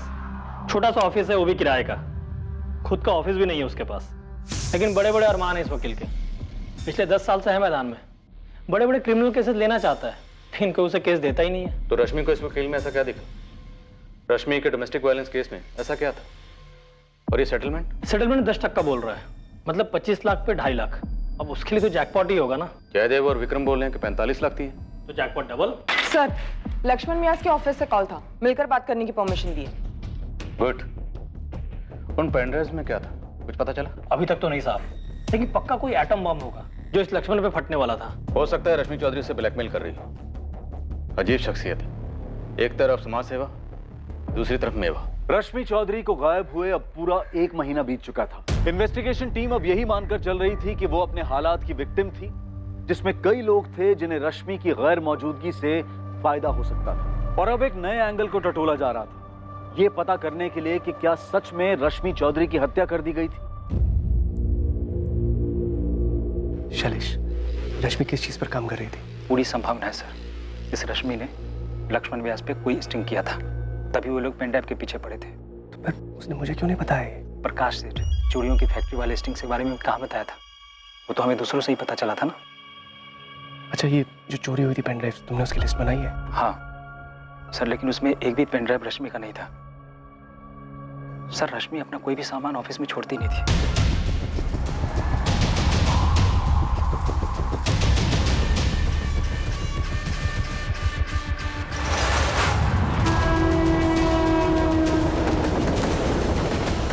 सर, मैंने पूरी स्क्रिप्ट पढ़ी है, the perfect murder, a mystery. क्या स्क्रिप्ट में? एक पति पूरी बारीकी से प्लान करके अपनी पत्नी को मार डालता है और दुनिया को ऐसे लगता है कि वो खुद से गायब हुई है। ये तो बिल्कुल रश्मि चौधरी के केस जैसा। सर, कुछ ज्यादा ही सिमिलर है, इसलिए मैंने स्क्रिप्ट के राइटर डायरेक्टर आशीष दास, निखिल आचार्य और उसकी गर्लफ्रेंड गायत्री, तीनों को पुलिस स्टेशन बुलाया है। सर, अगर रश्मि मारी गई है, कारण या तो ये पैसे हैं, वो 45 लाख रुपए, या तो ये टूटी शादी जो पूरी तरीके से टूटी नहीं है। पेनड्राइव चुराने वाले ने सोचा था कि पेनड्राइव रश्मि की है। ऐसा भी क्या ढूंढा जा रहा था उनमें? क्या इसकी सच्चाई आसानी से सामने आती? देखिए इंस्पेक्टर राकेश, जो पूछना है जल्दी पूछिए, कहा है कि मुझे एक मीटिंग में जाना है। डीसीपी साहब ने फोन किया था, इसलिए मैं आपको समय दे रहा हूं। पूछिए, क्या पूछना है बताइए। लक्ष्मण जी, आप रश्मि चौधरी को कैसे जानते हैं? देखिए, हम दोनों समाज के लिए काम करते हैं, इसलिए कभी कभार मुलाकात भी हो जाती है और एक दूसरे की मदद भी हो जाती है। लेकिन अभी वो जो बाल मजदूरी के लिए काम कर रही है ना, इसके लिए बड़ी कदर करता हूँ उसकी। सर, जिस एनजीओ में रश्मि चौधरी काम करती है वहाँ हाल ही में एक चोरी हुई और वहाँ से पेन ड्राइव चुरा गए, सिर्फ पेन ड्राइव। ये तो बड़ा अजीब बात है।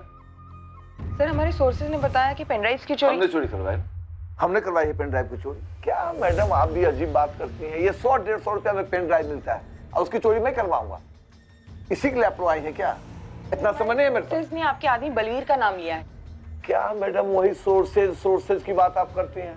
अरे हमारे बहुत विरोधी हैं, तो कुछ भी कहेंगे तो उसके पीछे मैं भागता रहूं? इंटरनेट पर बहुत तरह की बातें होती हैं, तो सबका जवाब देता फिरूं क्या मैं? है? और रही वो पेन ड्राइव की बात, है ना मैम, उस पेन ड्राइव में ऐसा कुछ नहीं है। सर, आपका ज्यादा वक्त नहीं लूं, सीधा सवाल पूछता। पूछिए। उन पेन ड्राइव्स में ऐसा क्या है जो आपके लिए खतरा हो सकता है, जिसकी वजह से रश्मि चौधरी गायब हुई? देखिए, रश्मि चौधरी गायब हुई, इसका बहुत दुख है हमें, और उम्मीद करते हैं कि आप जल्द से जल्द उनको ढूंढ में निकालेंगे। और रही पेन ड्राइव की बात, तो पेन ड्राइव में हमारे खिलाफ कुछ हो ही नहीं सकता।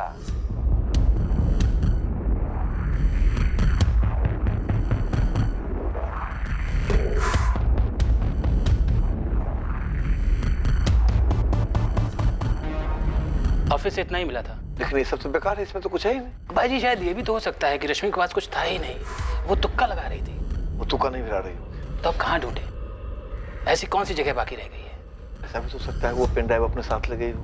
तो अपने साथ ले गई होगी, हमें किस बात का डर है? और भाई जी आप खामा टेंशन ले रहे हैं, कुछ नहीं होगा।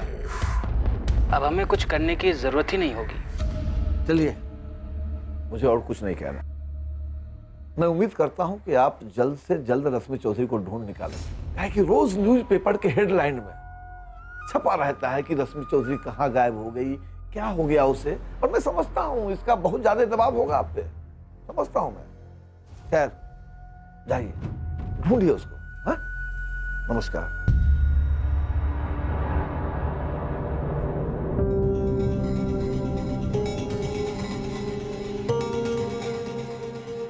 सर जी, भाई जी आपसे कुछ बात करना चाहते हैं, अकेले में। एक रिक्वेस्ट है आपसे। जो बात मैं आपको बताने जा रहा हूं, ये बात किसी को कानो कान पता नहीं चलनी चाहिए। और किसी को पता चल भी जाती है तो मुझे ये पता चल जाएगा इसका सोर्स क्या है। नहीं होगी सर। अब बताइए रश्मि चौधरी से आपका क्या कनेक्शन है? आपके साथ महिला ऑफिसर थी, उसमें मैं आपको ये बात नहीं बता पाया। कभी कभी इस फार्म हाउस पे हम औरतें बुलाया करते हैं, और आप समझदार क्यों बुलाते हो?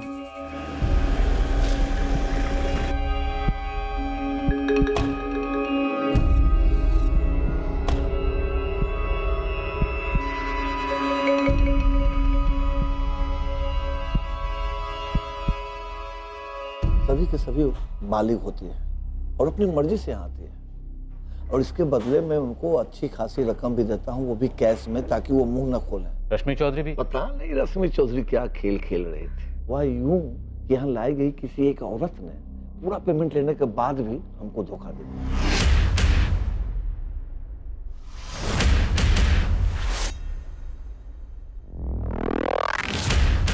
फिर मुझे उस रश्मि चौधरी का फोन आता है।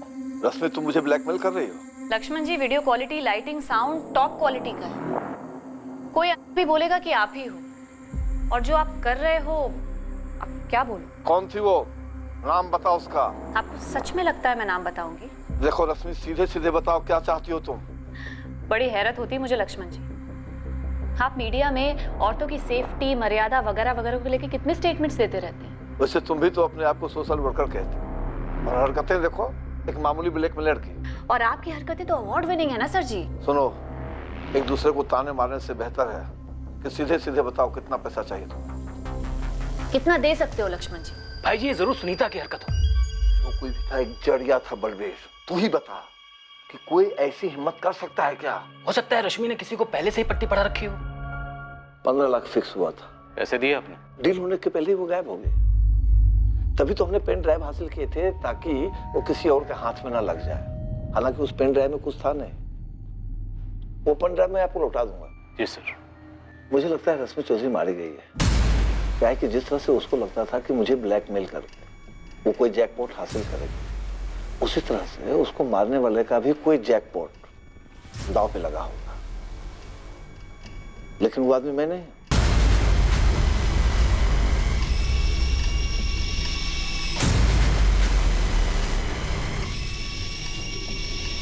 डीसीपी साहब, हमने सारी बात आपके इंस्पेक्टर को साफ साफ बता दिया। इसके बाद इस केस में हमारा नाम आना ही नहीं चाहिए। सर इतना सब कुछ साफ साफ बोल रहा है, मतलब सच ही बोल रहा होगा? हर संदिग्ध यही कहता है कि वो सच बोल रहा है।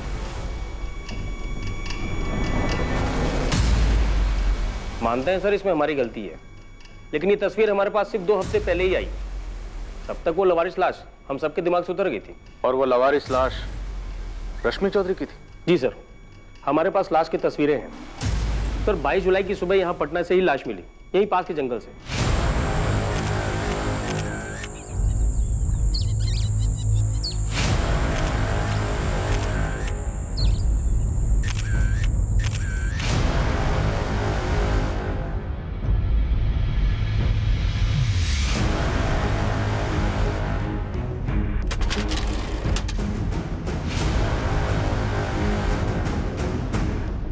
पोस्टमार्टम से सामने आया है कि मौत गला घोटने से हुई है, कोई सेक्सुअल असॉल्ट नहीं था।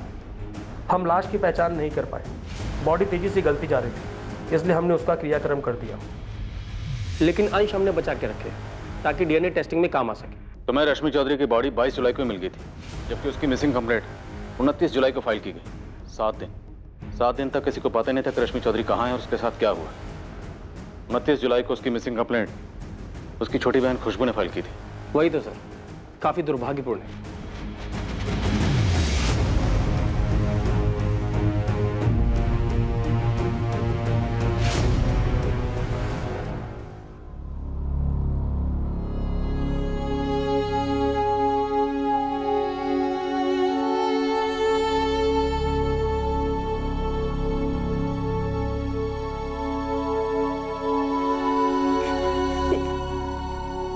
इसका मतलब जब मैं दीदी को कॉल कर रही थी तब दीदी।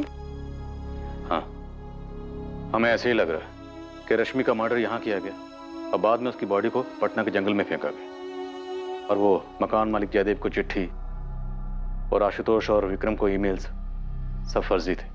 किसी और ने तुम्हारी दीदी के अकाउंट से वो मेल्स भेजे होंगे। और आप लोगों को इसकी भनक तक नहीं लगी? सॉरी खुशबू, हमारे कोऑर्डिनेशन में कमी रही। किसने मारा मेरी दीदी को? हुआ भी पता नहीं चला है, और हम कातिल को जल्दी ढूंढ लेंगे।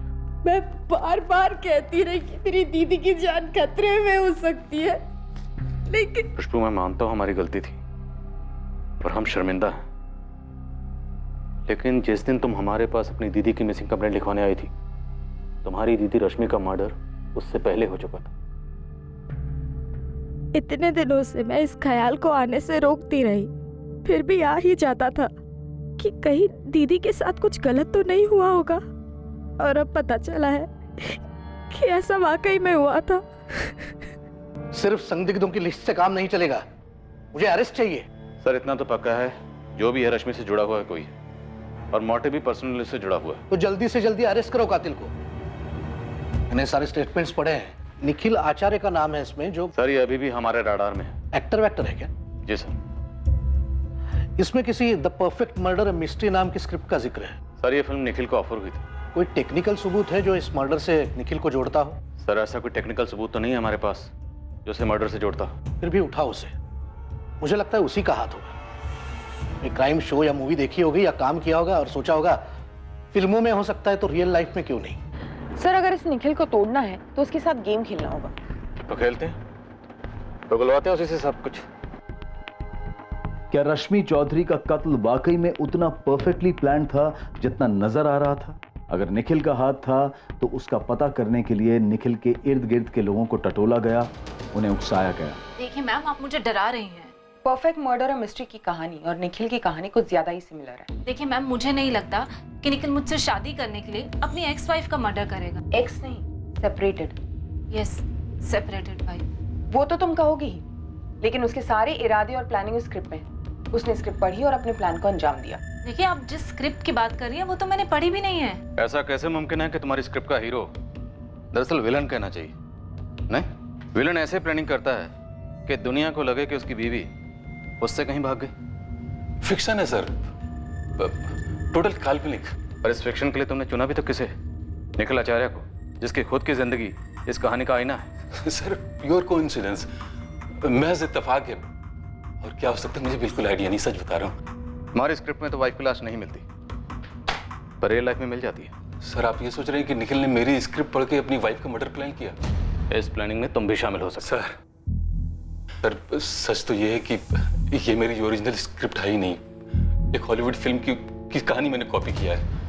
और दूसरी बात ये सर कि जब मैंने स्टोरी निखिल को बताई तो मुझे पता ही नहीं था, बिल्कुल नहीं आइडिया था कि उसकी पर्सनल लाइफ में क्या चल रहा। सच बता रहा हूं निखिल ने तुम्हारी इस हॉलीवुड की कहानी को डॉक्यूमेंट्री फिल्म बना दी। सर आप मेरी बात का बिलीव करो, सच बता रहा हूँ, मुझे बिल्कुल आइडिया नहीं। और मुझे क्या पता था सर कि कोई मेरी स्टोरी पढ़ के अपनी वाइफ का मर्डर प्लान करेगा। अब तो गायत्री को भी तुम बेशक है। डायरेक्टर आशीष को भी लगता है कि तुमने इसकी स्क्रिप्ट चुराई ताकि तुम सच में अपनी वाइफ का मर्डर कर सको। रश्मि के बारे में सुन के मुझे दुख है, और उतना ही दुख इस बात का है कि मेरा नाम मीडिया में उछला है, और इस बात का मेरे करियर पे कितना बुरा असर हुआ है आप लोगों को आइडिया भी है? करियर की इतनी फिक्र होती ना तो मर्डर का रास्ता कभी ना चुनते। ये तुम्हारे अकेले का काम नहीं है। अपने साथियों के नाम बताओ। किसी ने मुझे क्राइम स्टोरी सुनाई और इत्तेफाक से रश्मि के साथ ऐसा हुआ, तो आप लोगों ने 2 और 2 4 जोड़ लिए। आप लोगों को एहसास भी है कि आप लोग स्क्रिप्ट राइटर बन गए हो। लाश को पटना कैसे ले जाया गया? और मकान मालिक जयदेव भल्ला वो भी शामिल है? देखिए सर, मुझे सिर्फ इतना पता है कि मैं इन्वॉल्व नहीं था और रश्मि न जाने कितने पंगों में इन्वॉल्व थी। मुझे डिवोर्स ना देना, मकान मालिक का घर ना छोड़ना, न जाने कितने स्टिंग, कितने ब्लैकमेल्स, मतलब उसके कत्ल के दर्जनों कारण हो सकते हैं। Perfect murder a mystery. उसका किरदार अजय भी ऐसे हालात पैदा करता है ताकि दुनिया को ये लगे कि उसकी बीवी के भागने के दर्जनों कारण हो सकते हैं। मैं उस वक्त लखनऊ में था ही नहीं। आपने अपने फोन रिकॉर्ड चेक किए होंगे, एयरपोर्ट और स्टेशन के सीसीटीवी फुटेज भी चेक किए होंगे। किरदार अजय की तरह तुम्हारी प्लानिंग भी काबिल तारीफ है। लैंडलाइन एसटीडी उसकी किराए के हथियार से बात करने के लिए। लखनऊ आने की जरूरत ही नहीं पड़ी। मुंबई में बैठे बैठे सारी प्लानिंग हो गई और यहाँ काम हो गया। अब चुपचाप अपने साथियों के नाम बताओ। अरे कोई साथीदार नहीं है मेरा, मैं अकेला हूँ और अकेला गया था मुंबई। 4 साल घिस घिस कर मैं इस मुकाम तक पहुंचा हूँ। इससे प्यार हुआ है, लाइफ में सब कुछ सही चल रहा है। बस रश्मि रास्ते का काटा थी। हाँ थी, लेकिन वो मेरी वाइफ भी थी। उससे कभी प्यार भी किया था मैंने, अच्छी यादें जुड़ी हुई थी। डोमेस्टिक वायलेंस का झूठा केस करके मेरा जीना हराम कर रखी थी, लेकिन इसका ये मतलब नहीं कि मैं उसका कत्ल करवा दूंगा या कर दूंगा। रश्मि अब रही नहीं, पर आप लोगों को यकीन नहीं होगा, मुझे दुख है इस बात का कि उसका कत्ल हो गया। निखिल, याद रखना, परफेक्ट क्राइम और परफेक्ट मर्डर एक मिथ्या है। हर जुर्म मुजरिम पर पलट के वार करने आता। ये डायलॉग मैंने कई बार सुना है और कई बार बोला भी है, लेकिन मैं जो आपको बोलने जा रहा हूं ना, वो ना तो आपने कभी सुना होगा और ना ही बोला, और आपने सोचा भी नहीं होगा, क्योंकि आप सिर्फ उन लोगों को टटोल रहे हैं जिनका मसला रश्मि के साथ था। आपकी नजर वहां गई नहीं जहां कोई मसला नहीं था। क्या कहना चाहते? साफ साफ बोलो। खुशबू, रश्मि की प्यारी बहन खुशबू चौधरी, कत्ल हुआ, लाश ठिकाने लगी। उसके 4 दिन बाद मैडम खुशबू आप लोगों के पास आती हैं और चारों दिशाओं में फायर करती हैं। मेरी तरफ, जयदेव जी की तरफ, एडवोकेट आशुतोष की तरफ, उसके एनजीओ के बॉस विक्रम की तरफ, स्टिंग ऑपरेशन की तरफ, और फिर ये सभी एक दूसरे पर निशाना साधते हैं। पर मैडम खुशबू वो आपकी रडार से पूरी तरह बाहर रहती है। तो तुम ये कह रहे हो कि इस खुशबू और रश्मि के बीच कोई छुपा हुआ मसला था? या ये एंगल तुम्हारी स्क्रिप्ट की उपज है? यही एक एंगल है जो स्क्रिप्ट में नहीं है इंस्पेक्टर। स्क्रिप्ट में नहीं है तो क्या नया एंगल जोड़ रहा है?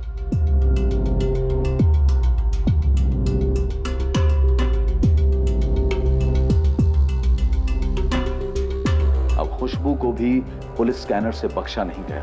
क्या खुशबू और रश्मि के बीच वाकई कोई मसला था जो उन दोनों के अलावा और कोई नहीं जानता था? खुशबू ने जब अपनी बहन की खोज शुरू की थी, पुलिस ने उस समय के उसके पदचिन्ह नापना शुरू कर दिए। अब पुलिस खोज रही थी वो मिसिंग कड़ी जो शायद खुशबू को इस जुर्म से जोड़ने वाली थी। ये नई खोज पुलिस को दोबारा से एनजीओ के मालिक विक्रम सहगल से रश्मि के वकील आशुतोष राय तक ले गई, और घूम फिरकर पुलिस फिर से मकान मालिक जयदेव भल्ला तक पहुंची। शक की सुई घूमती जा रही थी, रुकने का नाम नहीं ले रही थी, और कातिल का नाम सामने नहीं आ रहा था।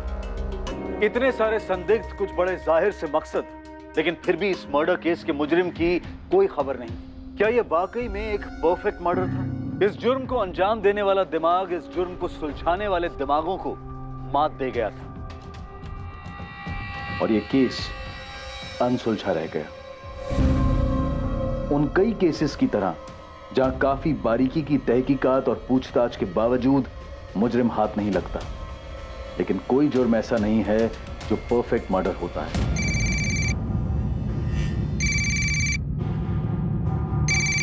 इंस्पेक्टर राकेश अधिकारी। जय हिंद सर, सब इंस्पेक्टर मोहित यादव बोल रहा हूँ, क्राइम ब्रांच से। कैसे मोहित? सर मैं एक केस हैंडल कर रहा था जिसमें मुझे कनेक्शन मिला और एक केस का। इन्वेस्टिगेशन के दौरान पता चला वो केस तो आपका था, वो रश्मि चौधरी मर्डर केस। क्या बात, पूरे 1 साल बाद हम फिर से केस फाइल खोलेंगे। लीड क्या है? दरअसल मैंने 2 हिस्ट्री शीटर्स को उठाया था सर, उनकी तोड़ाई करने ही वाला था, तब मुंह खोला उन लोगों ने। साहब हम लोग उस कांड में शामिल नहीं थे, आप हमें गलत केस में उठाना है उससे। अब उठा लाया हूं तो यहां से आराम से हाथ हिलाते हुए तो जाने नहीं दूंगा तुम दोनों को। बताओ, ऐसा कौन सा कांड किया तुम दोनों ने जो अभी तक हमारी रडार में नहीं आया? हम सच बोल रहे हैं, हमने कोई कांड नहीं किया था। हम लोग तो खुद का कुछ कानूनी शुरू करने के चक्कर में है। राजू, मयंक, तुम दोनों सच बोलोगे तो रात को सोने को मिलेगा। सुबह उठोगे दुनिया बुरी नहीं लगेगी, और अगर झूठ बोलोगे तो तुम दोनों अच्छी तरह से जानते हो कि यहाँ पे क्या होगा। सर वो 1 साल पहले एक काम मिला था। मर्डर? अरे नहीं साहब, एक मकान से सामान खाली करवाना था। तो मतलब ये कानूनी काम शुरू करने वाले थे तुम दोनों, मूवर्स और पैकर्स? हाँ नहीं साहब, सच में हम लोगों ने काम किया था, उसके तगड़े पैसे भी मिले थे हम लोगों को। कहाँ किया था? गिरधर नगर में साहब, मकान नंबर 12।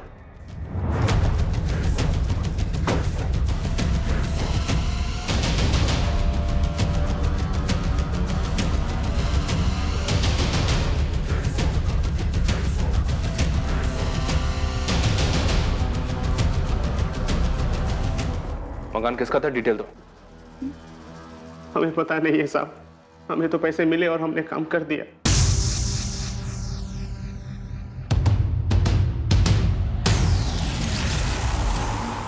मुझे झूठ से ज्यादा नफरत आधे सच से है। सच बोलो, कांड क्या था? साहब यही सच है, हम लोगों को नहीं पता कांड क्या था। साहब हम लोग जो अंदर गए तो मकान खाली था, हमने सामान लिया और गाड़ी में रखा और चल दिए। मकान की चाबी और पैसा किसने दिया तुम्हें? उन लोगों ने रश्मि चौधरी का घर 19 जुलाई की रात 20 जुलाई की सुबह खाली किया था, और 20 की सुबह को ही मकान मालिक जयदेव भल्ला को रश्मि की चिट्ठी और लिफाफे में मकान की चाबी मिली, और अंदर से मकान पूरा साफ। तो मोहित, इस राजू और मयंक को यह काम सौंपा किसने था?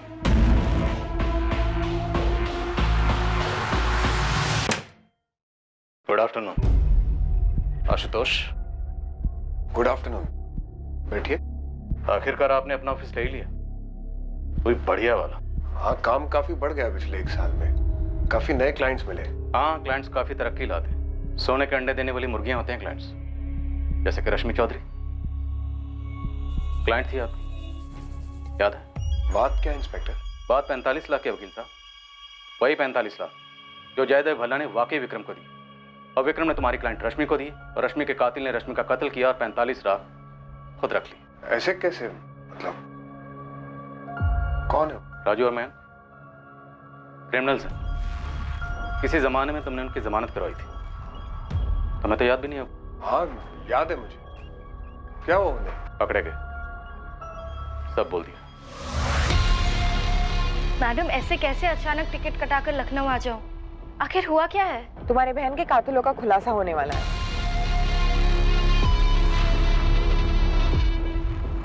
इससे पहले कि पुलिस आशुतोष राय को उठाने पहुंचती, उन्होंने उस कनेक्शन और उस चाबी को उठा लिया था जो आशुतोष को केस के साथ साफ साफ जोड़ रही थी।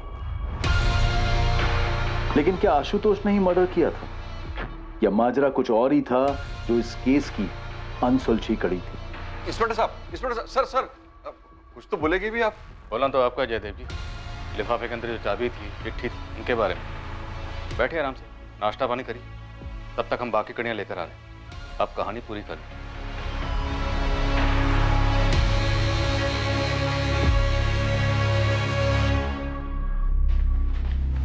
शैलेश शर्मा, चलो, तुमसे जरूरी बात करनी है। चलो। क्या हुआ मैम, क्या बात है? रश्मि चौधरी मर्डर केस में एक ब्रेक थ्रू मिला है विक्रम जी।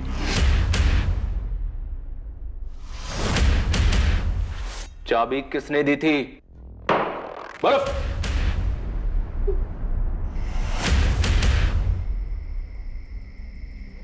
आज के आज करना है, लैपटॉप मेरे हवाले करना, बाकी सारा सामान कहीं जला दो, कहीं फेंक दो, कुछ भी करना करो, लेकिन यहाँ लखनऊ में नहीं। शैलेश, 2 महीने पहले तुमने 8 लाख में फ्लैट लिया, 5 लाख का लोन था, लेकिन फ्लैट की मार्केट वैल्यू है 15 लाख, बाकी के 7 लाख शायद ब्लैक दिए होंगे। शैलेश, मयंक और राजू ने तेरे तक की कहानी बता दी, अब तुझे आगे की कहानी बतानी। तू शुरू हो जा वरना हम शुरू हो जाएंगे। मुझे 10 लाख मिले थे और राजू और मयंक को 50-50 हजार मिले थे। तुझे 10 लाख, उनको 50-50 हजार, 11 लाख, बाकी के 34 लाख। 34 लाख किस किस में बटे? सर कौन कौन शामिल थे मुझे नहीं पता, पर मुझे पैसे वकील आशुतोष राय ने दिए थे।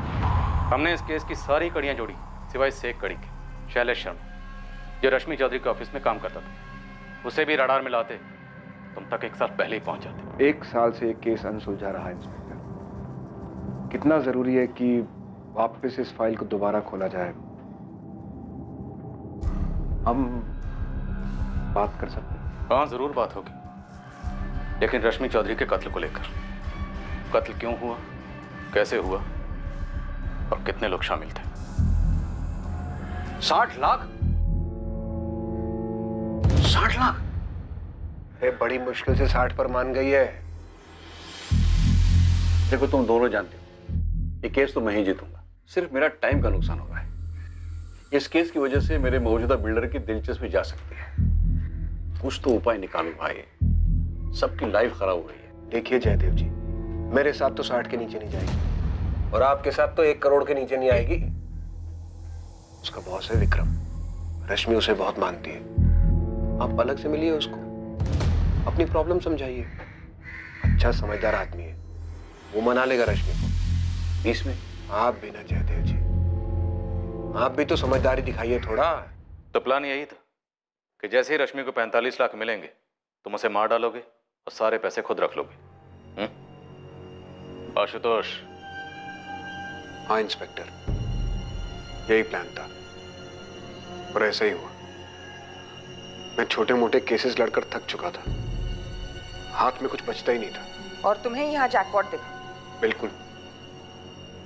देखिए, समझौता कितने में भी होता, मुझे तो 10% ही मिलने वाला था। वो भी रश्मि देती या नहीं, इस बात की कोई गारंटी नहीं थी। तुमने विक्रम के थ्रू डील करवाने की सलाह दी जयदेव भल्ला को, क्यों? ताकि अगर कभी कोई कुछ गड़बड़ हो तो वो भी शक के दायरे में आए। मैं अपनी तरफ से क्लीन बना रहा। मैंने विक्रम के ऑफिस से शैलेश को भी खरीद लिया। और विक्रम ने मना लिया रश्मि को? हाँ, मना लिया 45 में। ये रहे तुम्हारे 45 लाख, गिन लो। विक्रम, मेरे वकील आशुतोष से ज्यादा भरोसा करती हूँ तुम पे। वो तो मुझे 25 पे सेटल करने के लिए कह रहा था, लेकिन तुम्हारी वजह से कम इतने तो मिले मुझे।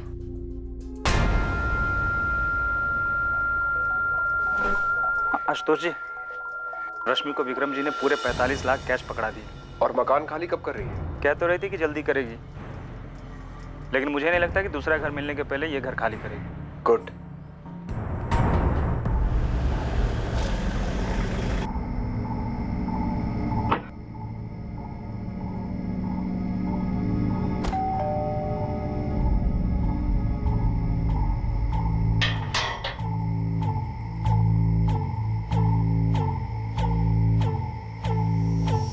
हम केस क्लोज करने की नॉर्मल सी बात कर रहे थे।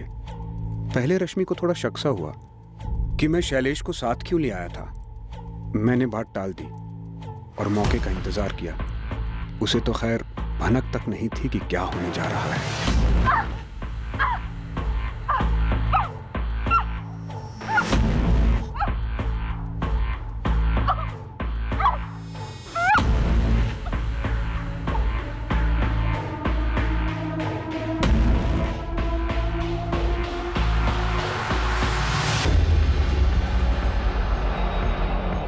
मैं लाश को पटना ले गया और पीछे से शैलेश ने मकान साफ करवाया। शैलेश ने रश्मि के लैपटॉप से उसी के ईमेल एड्रेस से वो 2 ईमेल्स भेजे, एक मुझे, एक विक्रम को।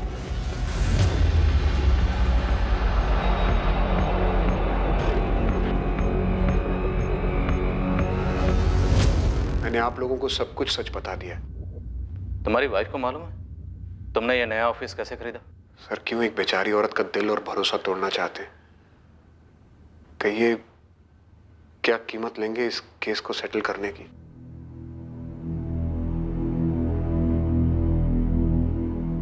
काफी शातिर तरीके से प्लानिंग की थी आशुतोष ने। जब जयदेव अंकल ने कहा था कि लिफाफा छोड़ा एक चिट्ठी और चाबी के साथ, मैंने तब के तब कहा था दीदी के साथ कुछ गलत हुआ होगा। और इन लोगों ने मेरा इस्तेमाल किया, मेरा अपना एम्प्लॉय शैलेश। हाँ, ताकि शक तुम पर जाए। डील तुमने करवाई थी। सर, मुझे लगता है ये जयदेव अंकल शायद पहले से सब कुछ जानते थे। खुशबू, हम तहकीकात कर रहे हैं, लेकिन अभी तक कोई भी ऐसा एविडेंस सामने नहीं आया। अब अगर आशुतोष कोई गेम खेलता है, जयदेव भल्ला का नाम लेता भी है, तब भी सबूत की जरूरत तो पड़ेगी। विक्रम जी, मुझे नहीं लगता कि दीदी ऐसी थी। ये ऐसे पैसों के पीछे ये गलत है। ये एक झूठ है ताकि दीदी को विलेन दिखा सके, ये पूरा केस उलझाने के लिए।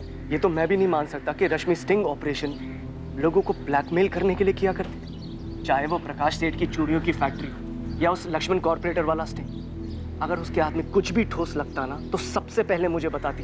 पता है, मुझे हमेशा से ये डर था कि एक ना एक दिन दीदी के साथ कुछ बुरा हो सकता है। और एक्सक्यूज मी। हाँ निखिल। खुशबू, मुझे पता चल गया कि रश्मि का असली गुनहगार कौन है। अब तो पूरी दुनिया को पता चल गया है। लेकिन जब उससे बात नहीं हो पा रही थी तो सबसे पहले तुमने मुझे फोन किया था, तो अब क्यों नहीं? Just shut up Nikhil. तुम तो चाहते थे मेरी दीदी को रास्ते से हटाना, किसी और ने हटा दिया।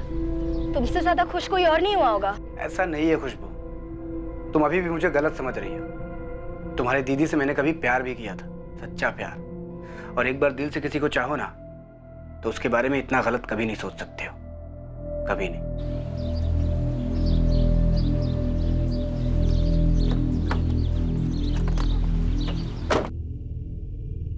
आशुतोष राय और शैलेश शर्मा पर रश्मि चौधरी के मर्डर का चार्ज लगा है और साथ ही सबूत मिटाने का चार्ज भी लगाया गया है। इस बात की तहकीकात चल रही है कि क्या जयदेव भल्ला रश्मि के कत्ल के बारे में जानता था और उसने ये बात पुलिस से छुपाई थी।